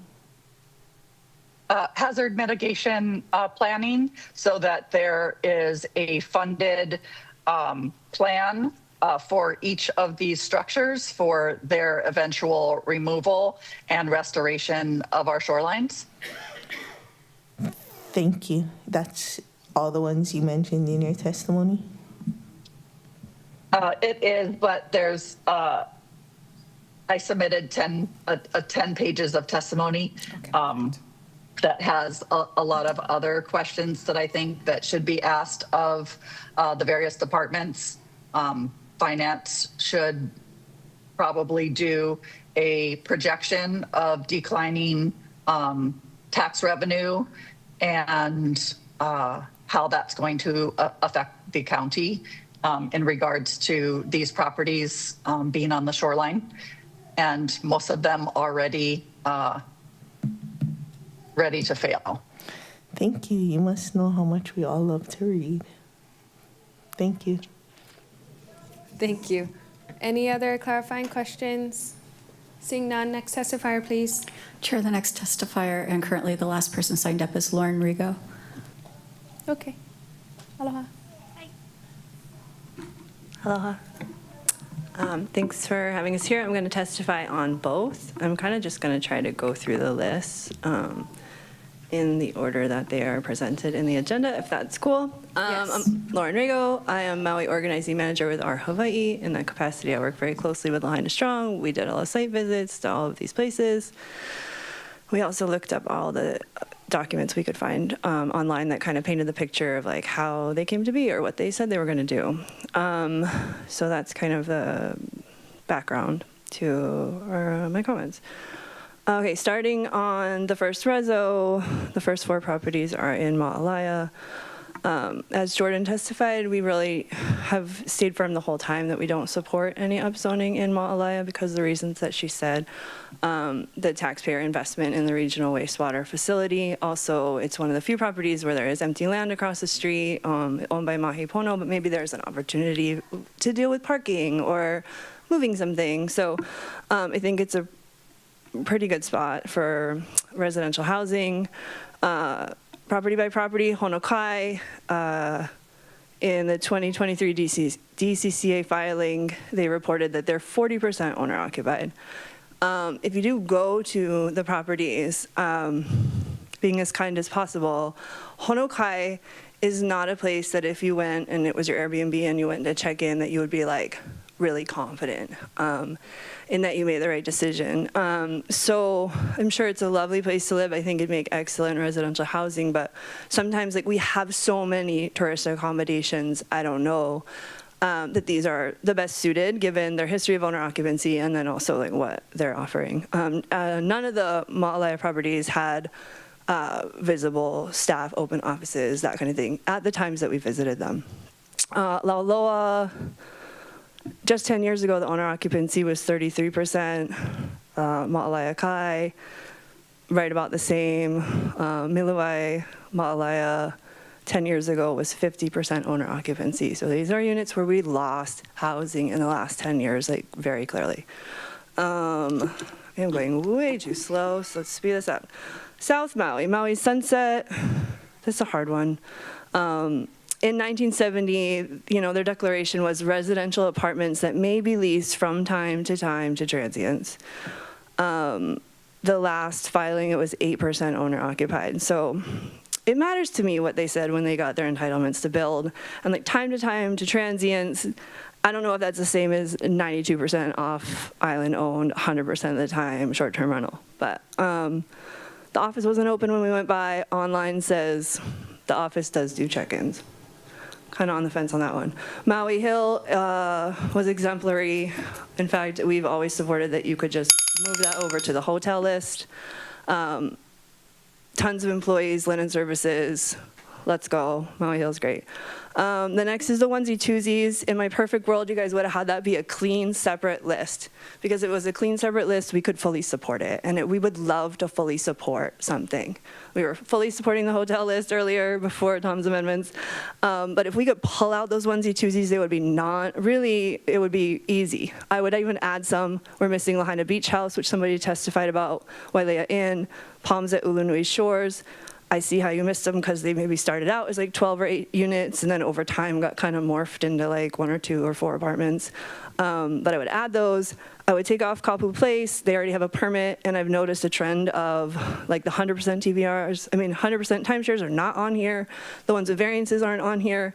So if somebody has a permit, they probably don't need to be on here either. Let's save the Planning Commission 1 to research. So that leaves us at R, Kana Outrigger. It's a tough one. 1979, private dwellings may be rented for long-term or short-term, including daily. That matters. Hale Mahina, that's a really tough one. 1976, Hale Mahina condominiums. 1978, on the building permit, they called it an apartment building.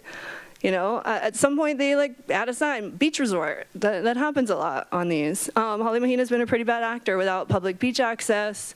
There was no mention of occupancy in their reports. I think we should get housing and beach access back. Hale Onoloa, same thing. 1968, residential apartments, no mention of transient or hotel. We want the housing back.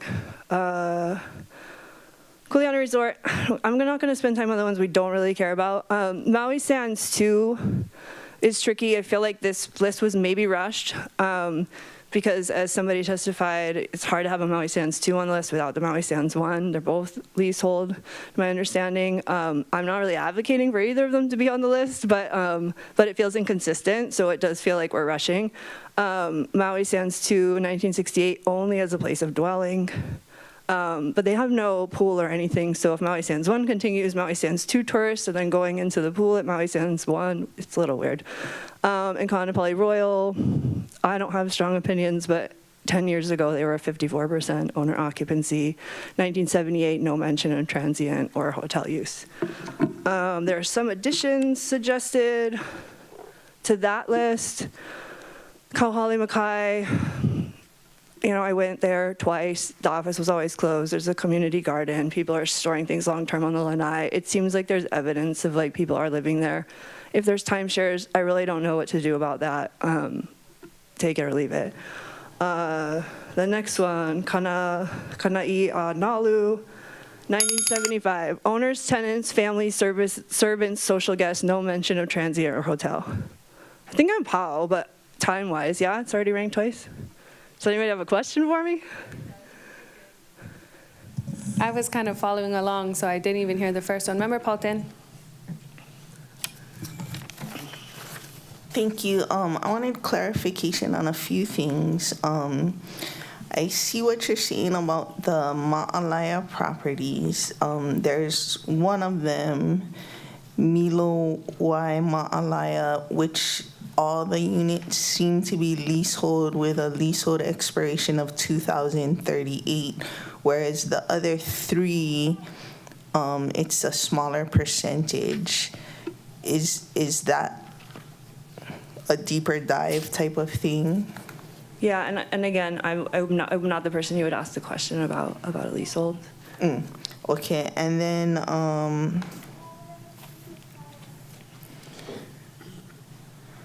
the other question I had was your reference to the twosies properties, and comparing it to like Lahaina Beach Club, which might have 11 units, is in reference to single ownership. Right, and also in reference to what we saw there. So we visited that one and we accidentally walked like straight through it because it wasn't clear what was happening. And then when we talked to the guests, they had rented the entire place, and it was described that it wasn't like separate apartments, I asked. And also they are blocking the beach access, and he was like, I rented this house and this is my beach. So for what it's worth. For clarification, in your previous written testimony, you would be better if we took all the single owner properties and made it into a separate resolution, which potentially we could do today if the lawyer says that's an option. And that would be something that you would be more supportive of, and including of adding on all single owner properties for the planning commission to make a recommendation. I would say that full list, minus if Greg flagged that there's one that maybe doesn't meet the criteria because they weren't doing, then I would, really want to honor that. And then if possible, and this, just as a layperson, this third criteria, properties with less than 5 units and values difficult for the average potential homeowner to afford. Like, as somebody who has just been here so long on trying to have a really clean record, that for me as a layperson feels really kind of not objective.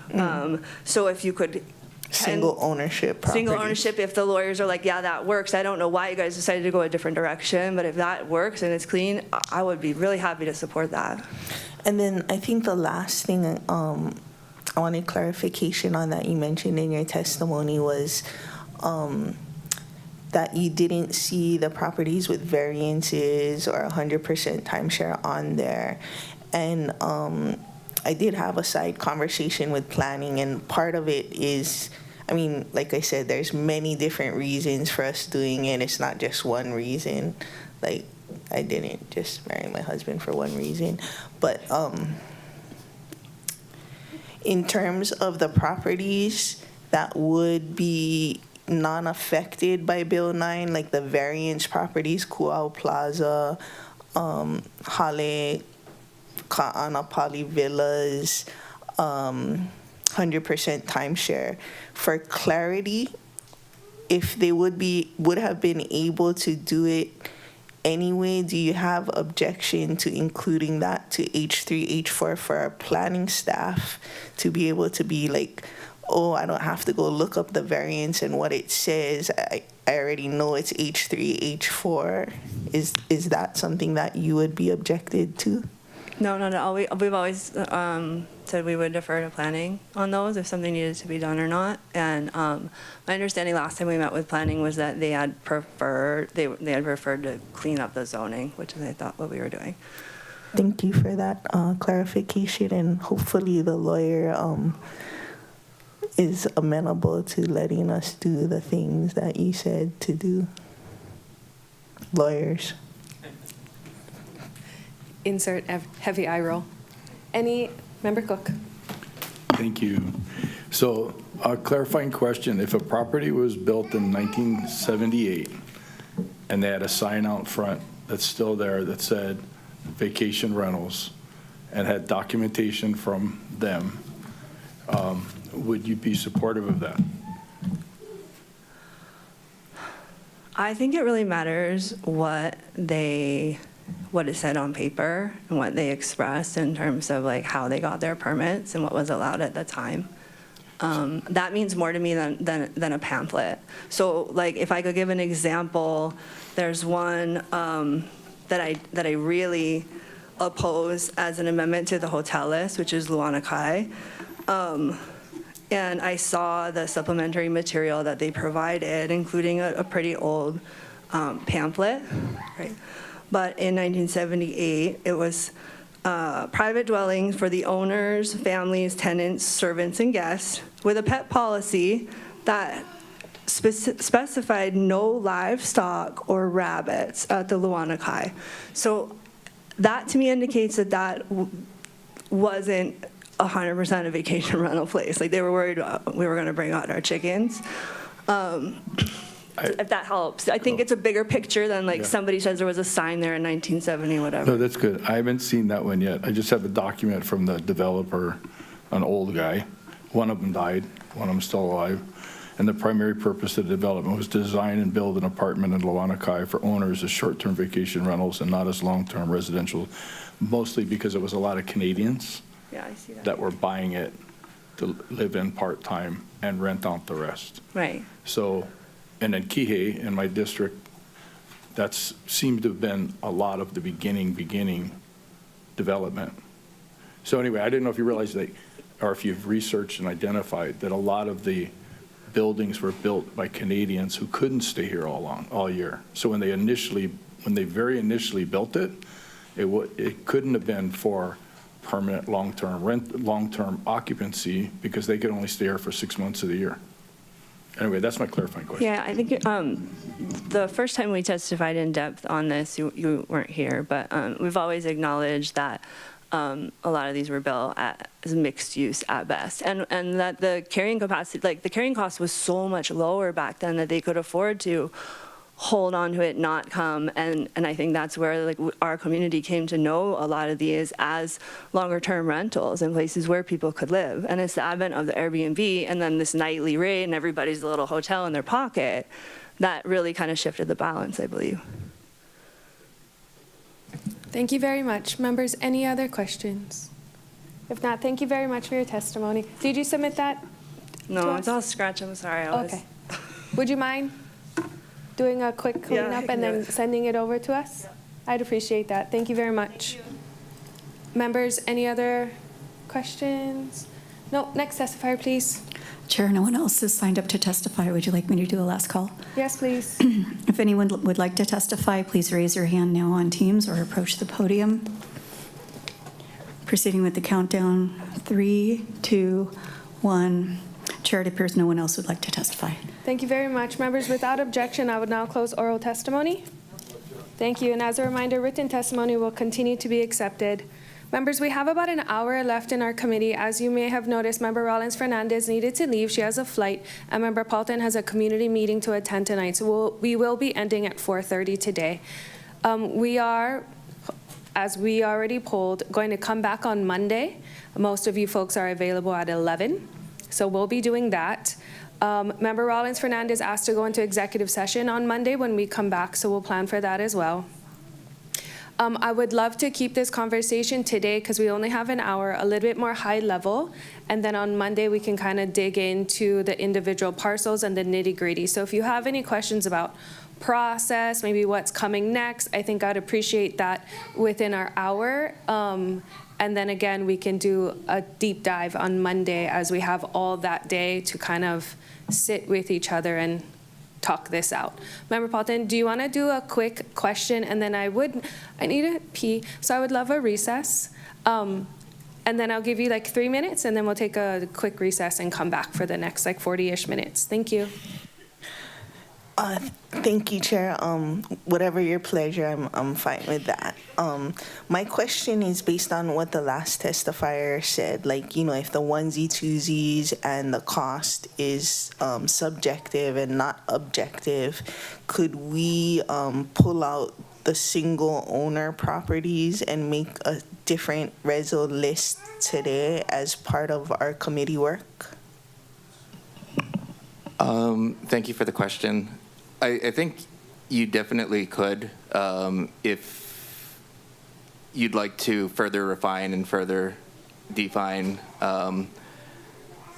sort of the criteria for those specific properties. If it can wait till Monday, we could give you a better analysis. But I think that removing properties at this point wouldn't create a real issue. It might create an issue if you wanted to try to reintroduce them later on, depending on the specifics of the property.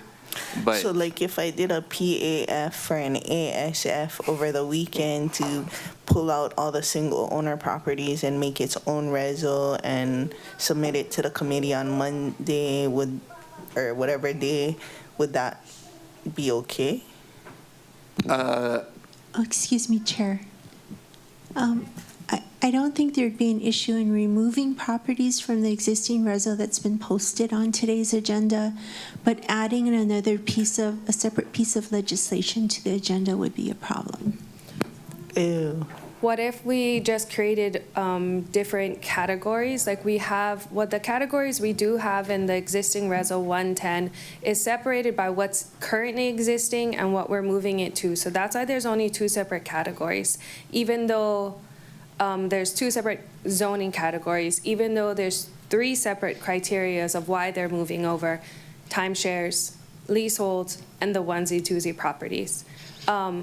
Which is why we had that separate sheet for our review. Would you like to see maybe 3 different graphs or like an exhibit in the reso that had them separated perhaps with those 3 categories? Then we wouldn't have to do a new reso? Yeah, I think that might help for especially the confusion too that testifiers were talking about. The way I see it in the one reso with the different sections, one is like relating to timeshare, one is relating to leasehold, and one is relating to onesie-twosies, which we could make single ownership properties instead. And I don't know if we need to put that in there for the clarity of what we're doing in that particular reso is timeshares in one section, leaseholds in another section, and single ownership properties in the 3rd section. And then people can say whether they like sections or take sections out or something. Maybe we can continue to work on that. So still a PAF for ASF for Monday. There we go. Something. All the alphabet soup. Members, if you don't mind, we're gonna take, do you guys wanna do a 10-minute recess? Is that okay with you? Yes, oh, okay, I thought you said chair. Okay, then we will come back at 3:37, and this meeting is in recess.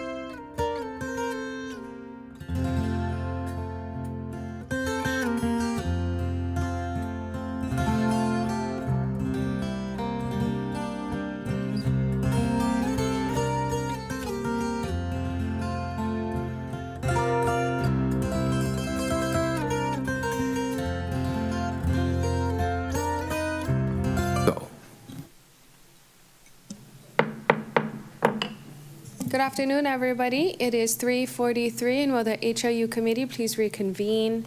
Thank you for that short recess. We do have some documents being handed out to us again. Just as a reminder, we have about 45 minutes left in this conversation. I would like to have some just high-level conversations. If anybody has any questions, I do have a couple of things to add for discussion. What was I going to say? I totally forgot. I lost my paper. Actually, can we begin with planning, describing to us the process in which this county-initiated change in zoning will work and how notifications will work, as Mr. Crowley was asking, and what the public can expect, and what we can expect for continual conversation on this item? Sure. Thank you, Chair. There's two separate processes that we're talking about here when we do between council-initiated changes in zoning and applicant-initiated changes in zoning. And in Title 19, specifically in Chapter 510, 19.510, it talks about that application procedure. So if an applicant is submitting a change in zoning, then there's a significant amount of information that they need to submit per this section within the code. Additionally, that applicant is the one that's responsible for sending out a notification to 500-foot radius to neighboring property owners. What the department does is when we receive that change in zoning application, we process it to the Planning Commission. What the department is responsible for doing is doing a public hearing notification in the newspaper prior to the advance. So that's what we do in regards to that. And then that change of zoning on an applicant initiated would go through Planning Commission and then come to council for final vote. Council-initiated change in zoning is something different than that, though, in that there is actually the council is initiating that application, so there is no applicant. So subsequently, the sections within Title 19 and 19.510 aren't necessarily complied with entirely. So, for example, there is no notification to property owners within a 500-foot radius because it's council-initiated, not applicant-initiated. However, what the department does do is when we receive a resolution such as what you're discussing today from the council that forwards an initiation to the planning department, to the Planning Commission. What the department does do is we still do the notification to the newspaper prior to the Planning Commission. So the Planning Commission does conduct a public hearing on the item before it then goes back to council with the Planning Commission recommendation. So those are the kind of nuances or differences between the two. Hopefully that helps answer that question. It does, but I'd just like to clarify that it's a county-initiated change in zoning process because the administration has the same ability to propose any changes in zoning as well, which you folks would be held to the same standards we are. That is exactly correct. Yeah, this is a council-initiated zoning, but it's a county-initiated zoning process. That is correct. Thank you. Member Paulton.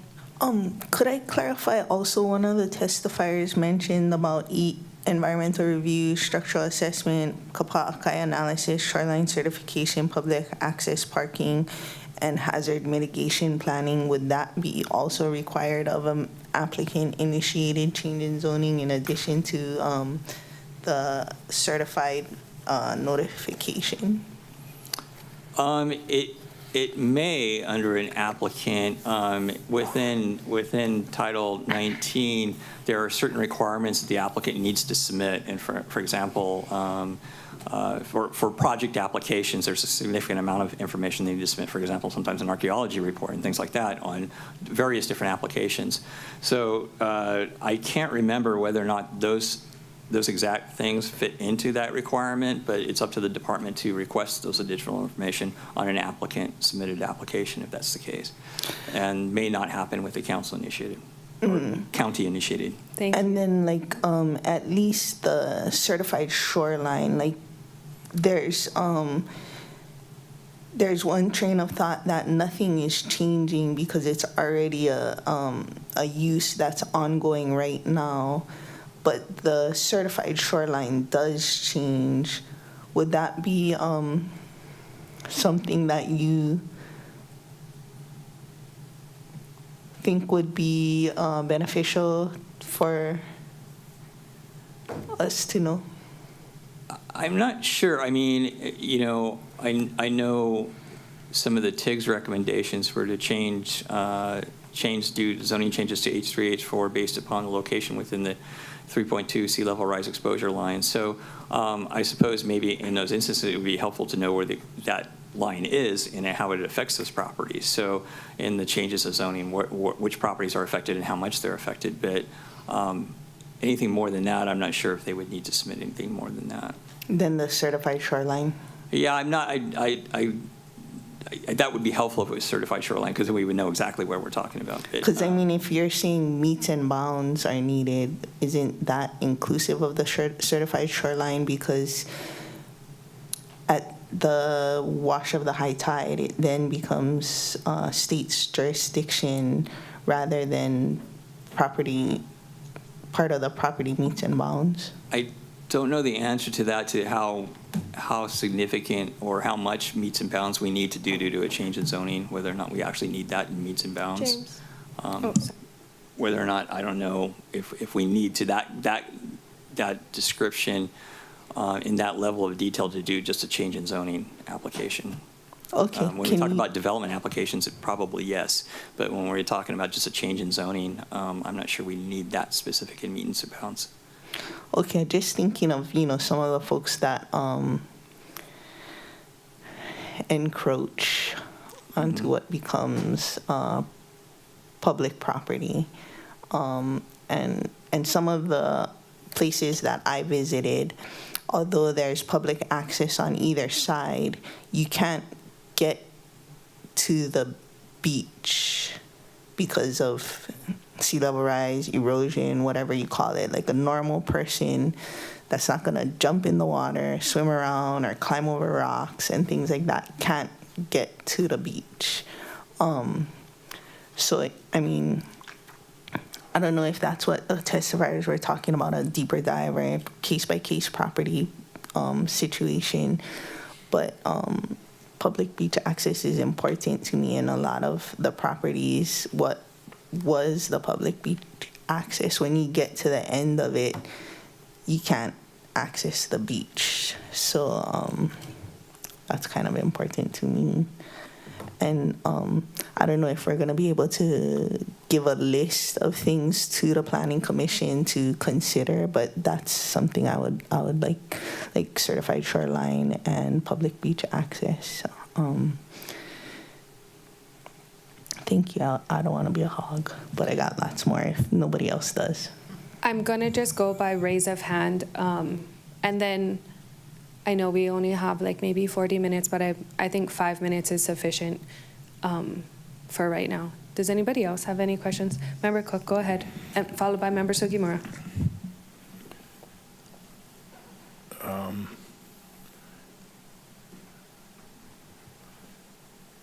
I guess one of my questions is like, anyway, I don't really have a question, I have a statement.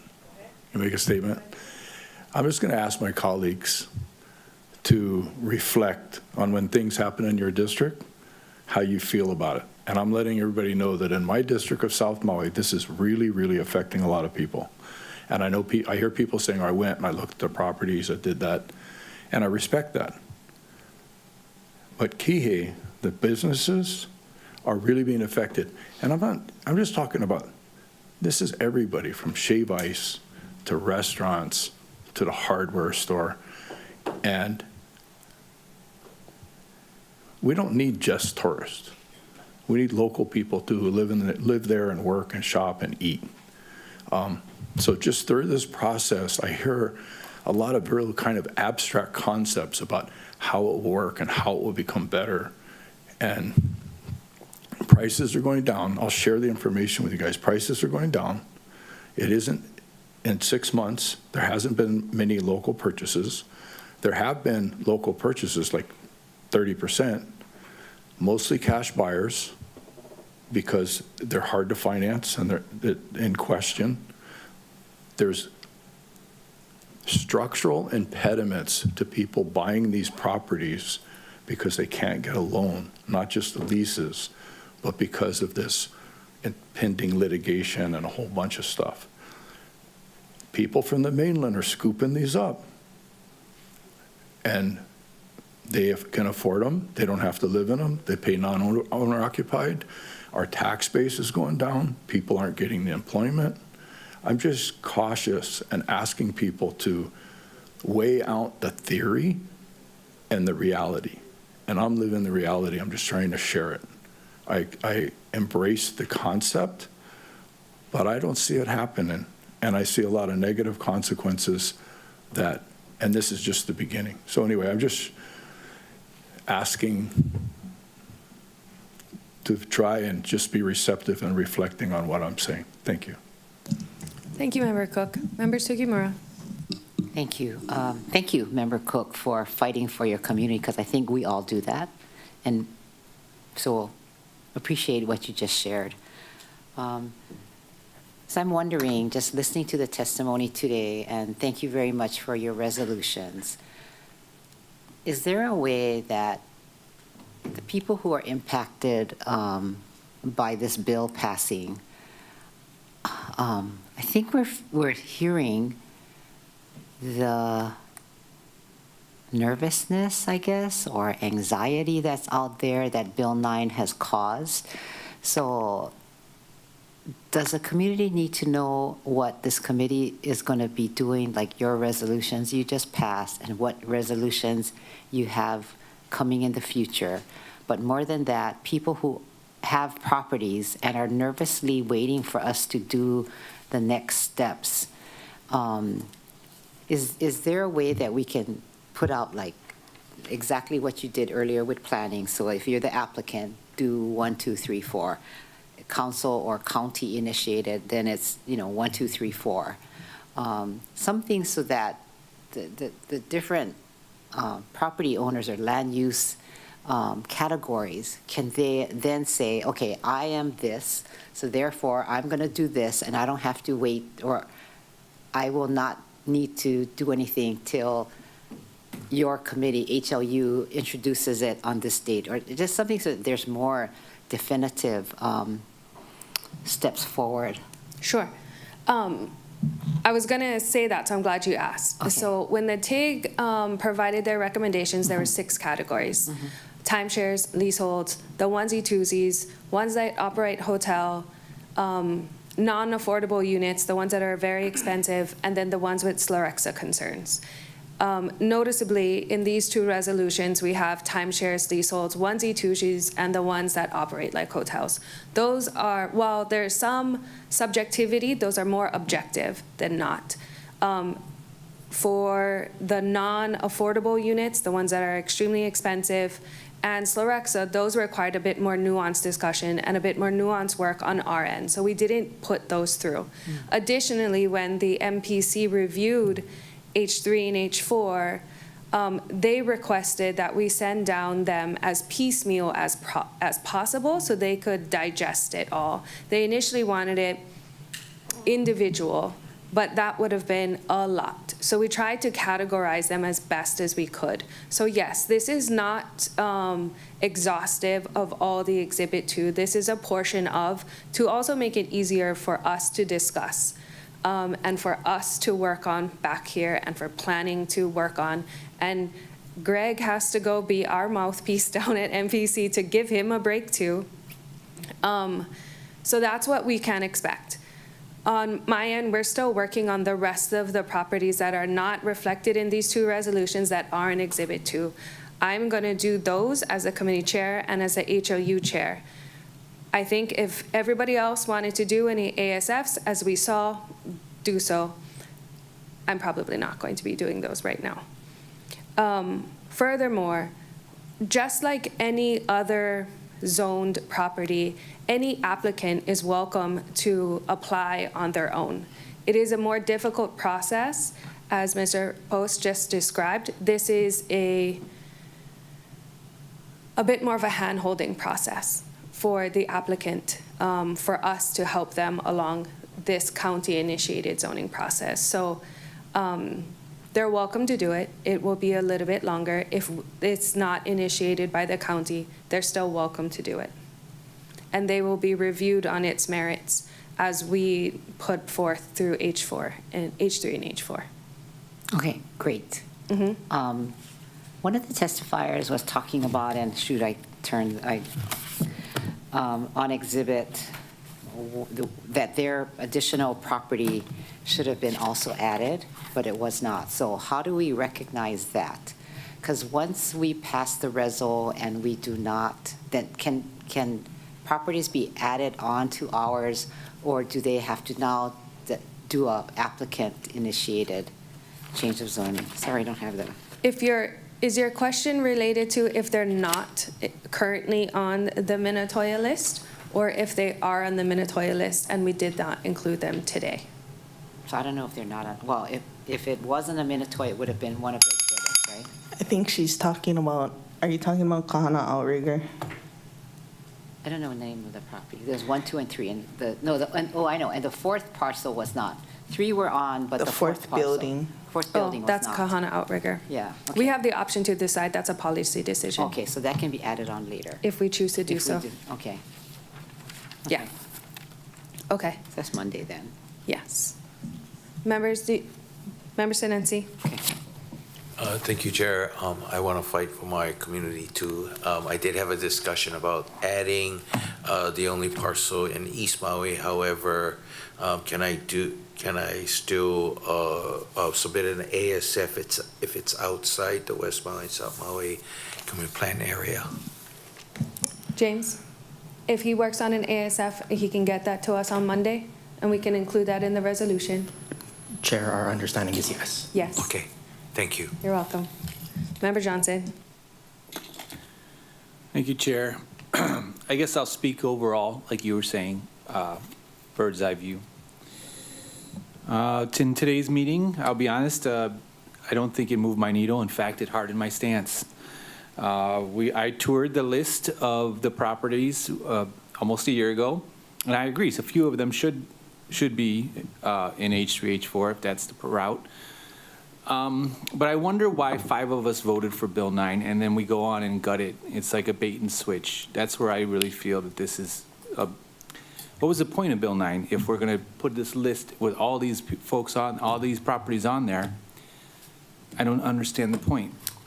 I look at the Maui Island Plan, and I'll quote it. In section 4.2.3A, one of the objectives is to promote a desirable island population by striving to not exceed an island-wide visitor population of roughly 33% of the residents' population. When I go down to South Maui, I don't feel that that's what's happening. It's way more tourists than there is residents. Just to use your district as an example, Councilmember Cook. In 4.2.2D of the Maui Island Plan, one of the objectives is to discourage supplementing of existing island housing for visitor accommodations that may have a negative impact on long-term rental housing, the price of housing, or the price of land. And we know that some of those units used to be 50% owners or long-term renters and 33% long-term renters. The number has gone down significantly. So we're supposed to be doing something about that.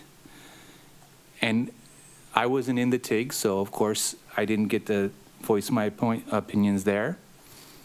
The idea that our industry is too big to fail, right? We don't want, our property taxes going down a little bit. We don't want, if we look at all these jobs that we might lose. Right now, you go to a hotel, ask them how many vacancies. They can't fill the jobs that they have right now.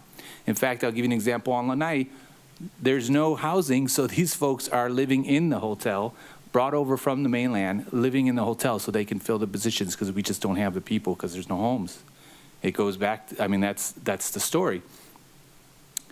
So I think we do all these things to deal with the effects of this industry. The Kamaina credit, which is being rolled out right now, is meant to help supplement incomes because a lot of these jobs don't pay well enough. So we've got to supplement our Kamainas with utility bills, with the cost of groceries.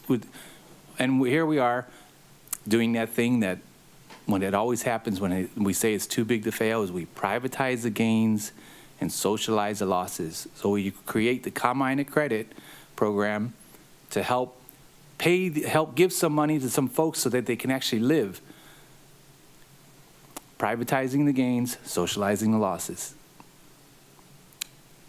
It's just something that I don't think we have gotten. There was a chance, and Bill 9 I thought was a chance, and right now with all of these amendments and putting more and more people listen, hearing that there might be more coming down the pike, well, for me, in my mind, I'm just like, well, what was the point? So that's why, that's kind of how I feel when we go on to discussions. You guys won't be surprised when I say these kinds of things. In fact, I'm surprised you're surprised at this point, if that is a thing. But that's really where my heart is for this, and I'll just add that for now. Thank you, Chair. Sure, thank you. If I can add something real quick. I'm not surprised, you're not surprised, but what I'm a little bit surprised on is, one, I was the flip vote for Bill 9, but I was extremely clear about where I stood. We did the TIG recommendations even before we finalized our vote on Bill 9. I made it very clear that I was supporting Bill 9 because I do believe in housing, but that we had a lot of cleanup to do. This is my version of cleanup. I have only ever been probably a little bit too transparent about where I stand sometimes. So that was my version. This is my version of doing cleanup. As you know, more than just this, H3, H4, Bill 9, what we just did this morning, our zoning laws are so messy and I want to say a little bit convoluted, but that is not being accurate. It's very convoluted. So this is really cleanup for me. This was my version of a balance, what I did in my reso, so whether or not everybody else's version of their balance is wherever they are, but this was mine, but I was very clear. So I don't think this is gutting Bill 9. I think this was what I was expecting I was gonna do as somebody who said I was gonna support it, but I also supported the take in advance as well. But I appreciate your comments, thank you. Chair Lee. Thank you. Well, we have a whole bunch of unhappy campers today.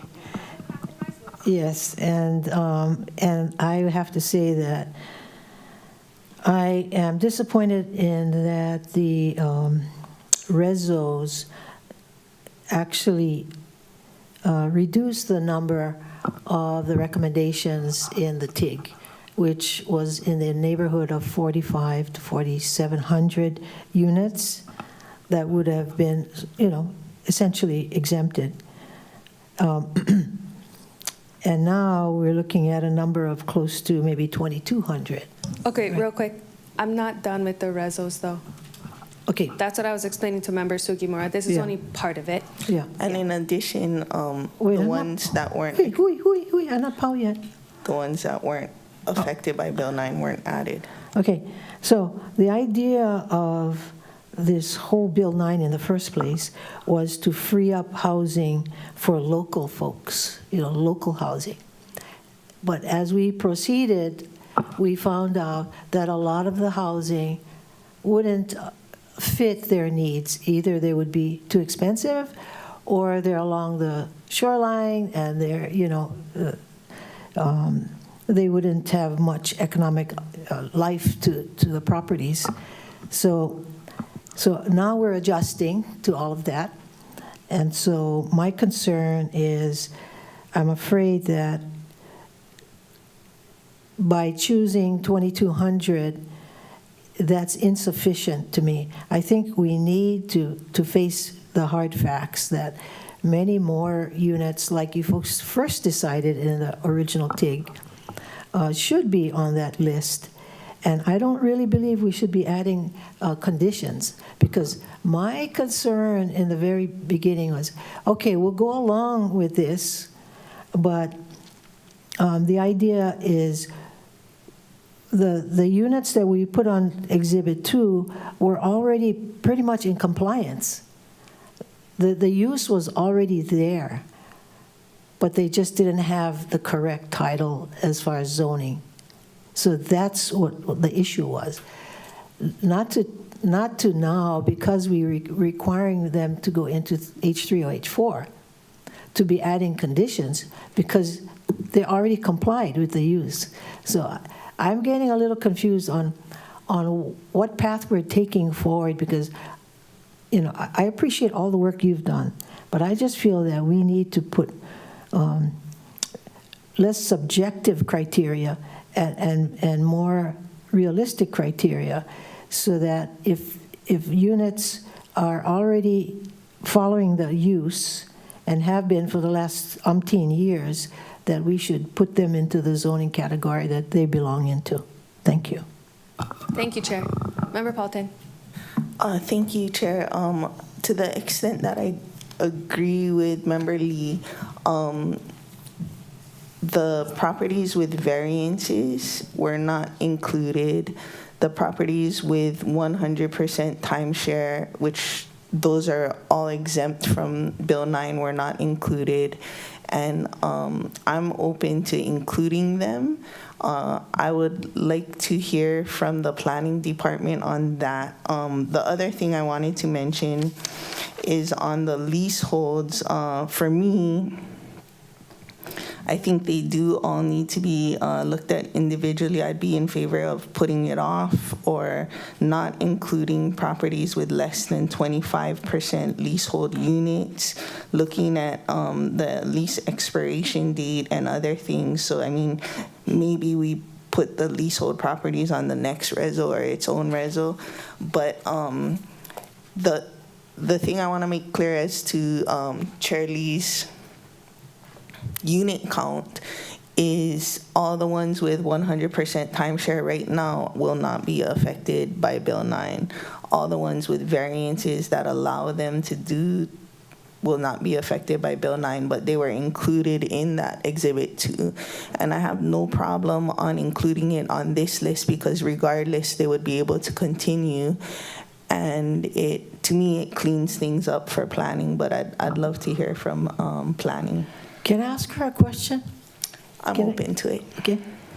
So you're saying the 2,200 I just mentioned doesn't include timeshares? No, if you're referring to the Exhibit 2 TIG list, properties that were 100% timeshare was not included on her list because it was thought to be exempt and then not needed to be on this list. But and also properties with variances. So they were on Exhibit 2, but they're not showing up here because they're thought to be not affected by Bill 9. For me, the variance properties, it would make it cleaner for planning to understand that they're allowed to continue to do that use if they get changed zoning to H3, H4. It doesn't affect it because they're allowed to do it without, and it was on the TIG Exhibit 2. For the 100% timeshares, I think our lawyer said if there's even one timeshare that the property should be changed because you don't want to enforce against, like, some units can, some units no can.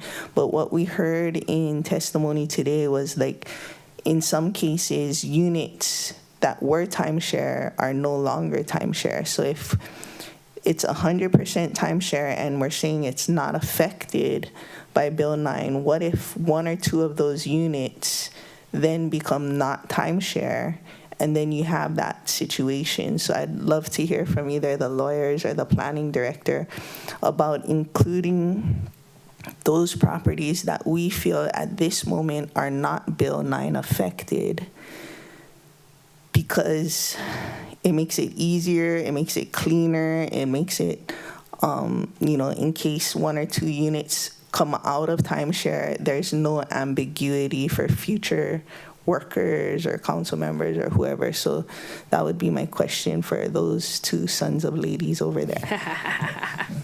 Don't we love that? Go ahead, please. I tend to agree with you that the ones that were, and I know of two properties that received variances that allow TVR continued use, and in fact, the department has sent them correspondence indicating that you have variances that allow your TVR continued use, and it seems to make sense that those property owners are interested to put them in an H3, H4, so to allow that same use to occur. And then with the timeshares, I tend to agree with you too. Bill 9 exempted validly existing timeshares, so it would be important to define what validly is. And I consider that when timeshares were permitted. So there was a time, in fact, our existing code right now prohibits timeshares. And so we'd want to check to see that those timeshares are valid. And if they are valid, then, and same with any of these timeshares that are noted here, if they are valid, then yes, I'd recommend going to H3, H4. Just makes it cleaner, as you were mentioning. Thank you, and that brings me to my other point. Like all these things that people are saying, I would like to verify, like that they're valid timeshares, that there are leaseholds and there are expiring. I see the other son of lady wants to speak. No, I was just going to say something similar. I think I'd have to go and verify, but I think that the properties they were talking about was leasehold, not timeshare, because timeshare under HRS has very specific criteria and has to be part of a plan. So I'm not sure in that situation if they were talking about a timeshare, because normally you don't remove timeshare units because that requires redoing of the timeshare plan itself. But it would be good to get further verification of those types of facts. Thank you. I heard the bill, and I love all the things those sons of ladies said. Especially when they agree with you. Just FYI, members, planning's response is HLU 18 and HLU 19 in Granicus, items 14 and 10 for your reference. Does anybody have any other, Nahulu?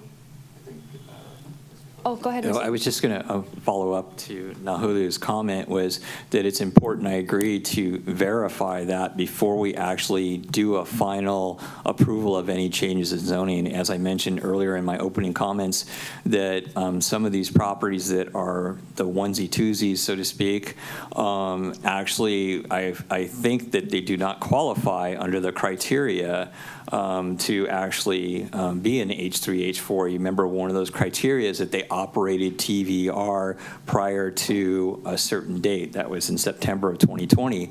I think there are actually a majority of these onesie-twosies that, at least our records, do not show that they operated TVR prior to that date. And so we would want those owners to come forward and provide proof that they did so that we could include them. And I think those kind of things should be rectified before we get to a final vote on any of these moving to an H3, H4. Is there a problem with combining them? Like we have the timeshares, the leaseholds, the onesie-twosies. Would you prefer like taking it through the planning commission process to have one reso per, or is that not important to you? I don't think that's as much as important as it is providing reason for why timeshares, why the onesie-twosies, why the leasehold properties from a council policy direction, so that the commission can understand why you're choosing these and why these individual properties fall within that choice of policy. So that, I think that's the important part, and whether that's in deliberation or in committee report or actually when the ordinance itself. If you were to break it up into 3 ordinances, you might provide some information within the ordinance itself to give those reasons. That would help the Planning Commission in understanding in their deliberations of what the council policy direction is. So like one reso, 3 or 4 ordinances? It could be that, and then each ordinance specifically describes, these timeshares, and because these reasons. I noted in the earlier comments that I had at the beginning that really in doing a change in zoning, there's criteria identified within the code that says, the council should abide by this criteria. In doing a change in zoning, it would be helpful perhaps if those ordinances described how the council felt that criteria was being met. That way it gives the Planning Commission more direction, and the public as well, on what the council's policy direction is and moving forward. So I think that anything that would help to provide more information to. Thank you. That's very helpful, I think. Thank you. Members, if you don't mind, I'm going to just use up our last few minutes of this committee meeting. So a couple of things I wanted to share. In the event that whatever properties pass after our council meeting, if it passes here, then if it passes at council, we are going to send a letter to all the properties affected and say, hey, this is what we're considering. Please provide us your meets and bounds. Please let us know if you do not want to be included. So as Mr. Post was saying, if those properties that are the onesie twosies, they're not, they don't want to be included, they're not doing short-term rentals, at that time they would let us know. We were working on the list that planning provided to us. So if they were on the list, we discussed them. Now, whether or not they want to continue to be TVR rentaled or not is their prerogative, and they can continue to work with us. What I do want to ask, though, Nohulu, is, and I've already prepped you with this question, Mr. Nunakawa. I guess I should not call you Nohulu. This is a little too casual. Deputy Corporation Counsel Nunakawa. So for properties that are not on the Minatoya list, because we know they aren't exhaustive, but we put in Bill 9 a date in which we needed to send properties a letter saying that they are going to be Bill 9 affected. What happens to those properties that we did not send a letter to? Thanks for the question, Chair. That's probably something that warrants a longer discussion and probably an executive session, so it might be better to have on Monday. Okay, we will have that conversation on Monday. Members, do you guys have any other final quick questions? Go ahead, Member Paulton. The vetting that you spoke about, like the onesie twosies or the 1991 timeshare, at what point is it that we do that? Before it goes to the Planning Commission, before we pass it? Like, at what point should that verification vetting occur? I would recommend that occur before going to Planning Commission. The more information we have, the better, whether that is a letter that comes from either the chair that she was speaking to notify these property owners and perhaps those specific onesie twosies. Can you please, we have evidence that does not show that you have done TVR before this use. Can you provide that evidence so that then you can make a decision when you pass the resolution? You guys could help the chair or whoever craft the letter Yes. to provide specific verification of the various criteria. Yes, it's basically the criteria it's actually in Bill 88 or, that was passed. But yeah, we can help with crafting that letter if you like. So I'm just wondering about the timeline. Like, we need this verification from the property owners before we send it to the Planning Commission. So we're gonna give them a set amount of time. Yes. It might be good to already post the evidence or that we need so some of the property owners can start Getting their things together. So in our committee meeting, it looks like Planning Commission intends to hear this maybe mid-September, late September. So we're going to give a deadline before that to compile the information, and we will absolutely work with Planning Department to get whatever information they need and we need to make this possible. Greg? If I may, you actually could pass the resolution to this commission, but just with the understanding that we need this information before going to Planning Commission. So that the Planning Commission has understanding. And then staff would actually, as the department actually provides recommendations to the Planning Commission, if we were to receive that information in that report, we probably recommend that these taken out because we do not have proof of such that these were valid, So I don't think that should stop the council from moving forward and at least moving the resolution forward. Thank you. I'm glad we clarified this for whoever's paying attention. I do have, thank you. So Member Sugimura, followed by Chair Lee, and then Member Sanensi in 9 minutes. Yeah, go ahead. So as we're talking about possibly, if I understand what Member Paulton is saying, to add TVR and change their zoning to H3, H4, is that what we're talking about now? TVR or timeshare? Oh, I'm sorry, timeshare. Yeah, we were talking specifically about the timeshare units and whether they're valid timeshare units per the code and whether or not the onesie twosies, for lack of a better term, actually meet the criteria of the code as well. That's what we were talking about, those two. Okay, so those that are already excluded now from Bill 9, we're looking at it and doing something. That's not what Mr. Post is saying. That's not what he's So saying. when we did Bill 9, we excluded timeshare units. So those are not Bill 9 affected. And there are several properties that are 100% only timeshares, and those are not Bill 9 affected. But to make everything clean, we should consider perhaps changing them over to H3, H4, so that it's it's uniform and very clear. However, regardless if we move them over, they're still not Bill 9 affected. Okay. Yeah, Thank you. no worries. Chair Lee. Mr. Post, real quickly, if we pass this reso, gave it to you, you'd probably schedule this matter with the Planning Commission sometime in August? My guess is September. We need 45 days for notification, so. September. So And then that puts what us would- around September. When would their deadline be? Preferably sometime by the end of August would be great. so No, that we no, can- I mean, 120 days, I mean, do they need all that time? The Planning Commission? Yeah. That's a good question. I'm going to get it to the Planning Commission before the 120 days. Hopefully, they can do this in one meeting. I don't know. Okay, because the reason why, I think we can pass this first resolution fairly quickly, but the next one, you know, you probably wouldn't take it up until November, October?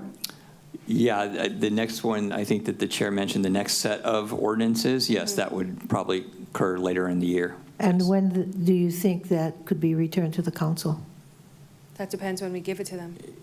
No, but if we give it to them in October, Then probably to council at the first of the year, my guess is. so it would be the following council, Yeah, a because brand-new council practically? If we could give be, it to yes. them in October, but that's not necessarily my plan. Okay, okay, Yeah. all right, sounds We good. can't talk about it. It's a sunshine law violation. All right, That's why I can't really say all the things. okay, thanks. Members, Senensi. Thank you, Chair. For Monday's executive session, it's just by the request of a member, or Yeah. that's We- it? we Not have- for consultation? Uh-huh. Okay. Yep. Yes. We will need 6 votes. It was requested by Member Rollins Fernandez, so we will discuss going into executive session on Monday morning. Okay, thank Yep. you. You're welcome. Any other questions? Okay. If not, this meeting is going to be recessed until July 6, 2026 at 11 a.m. to the same Microsoft Teams links and connections that we are using today, with in-person viewing available here in the council chamber. No objections to recessing until then? All right, seeing none, it is 4:25. This meeting is in recess.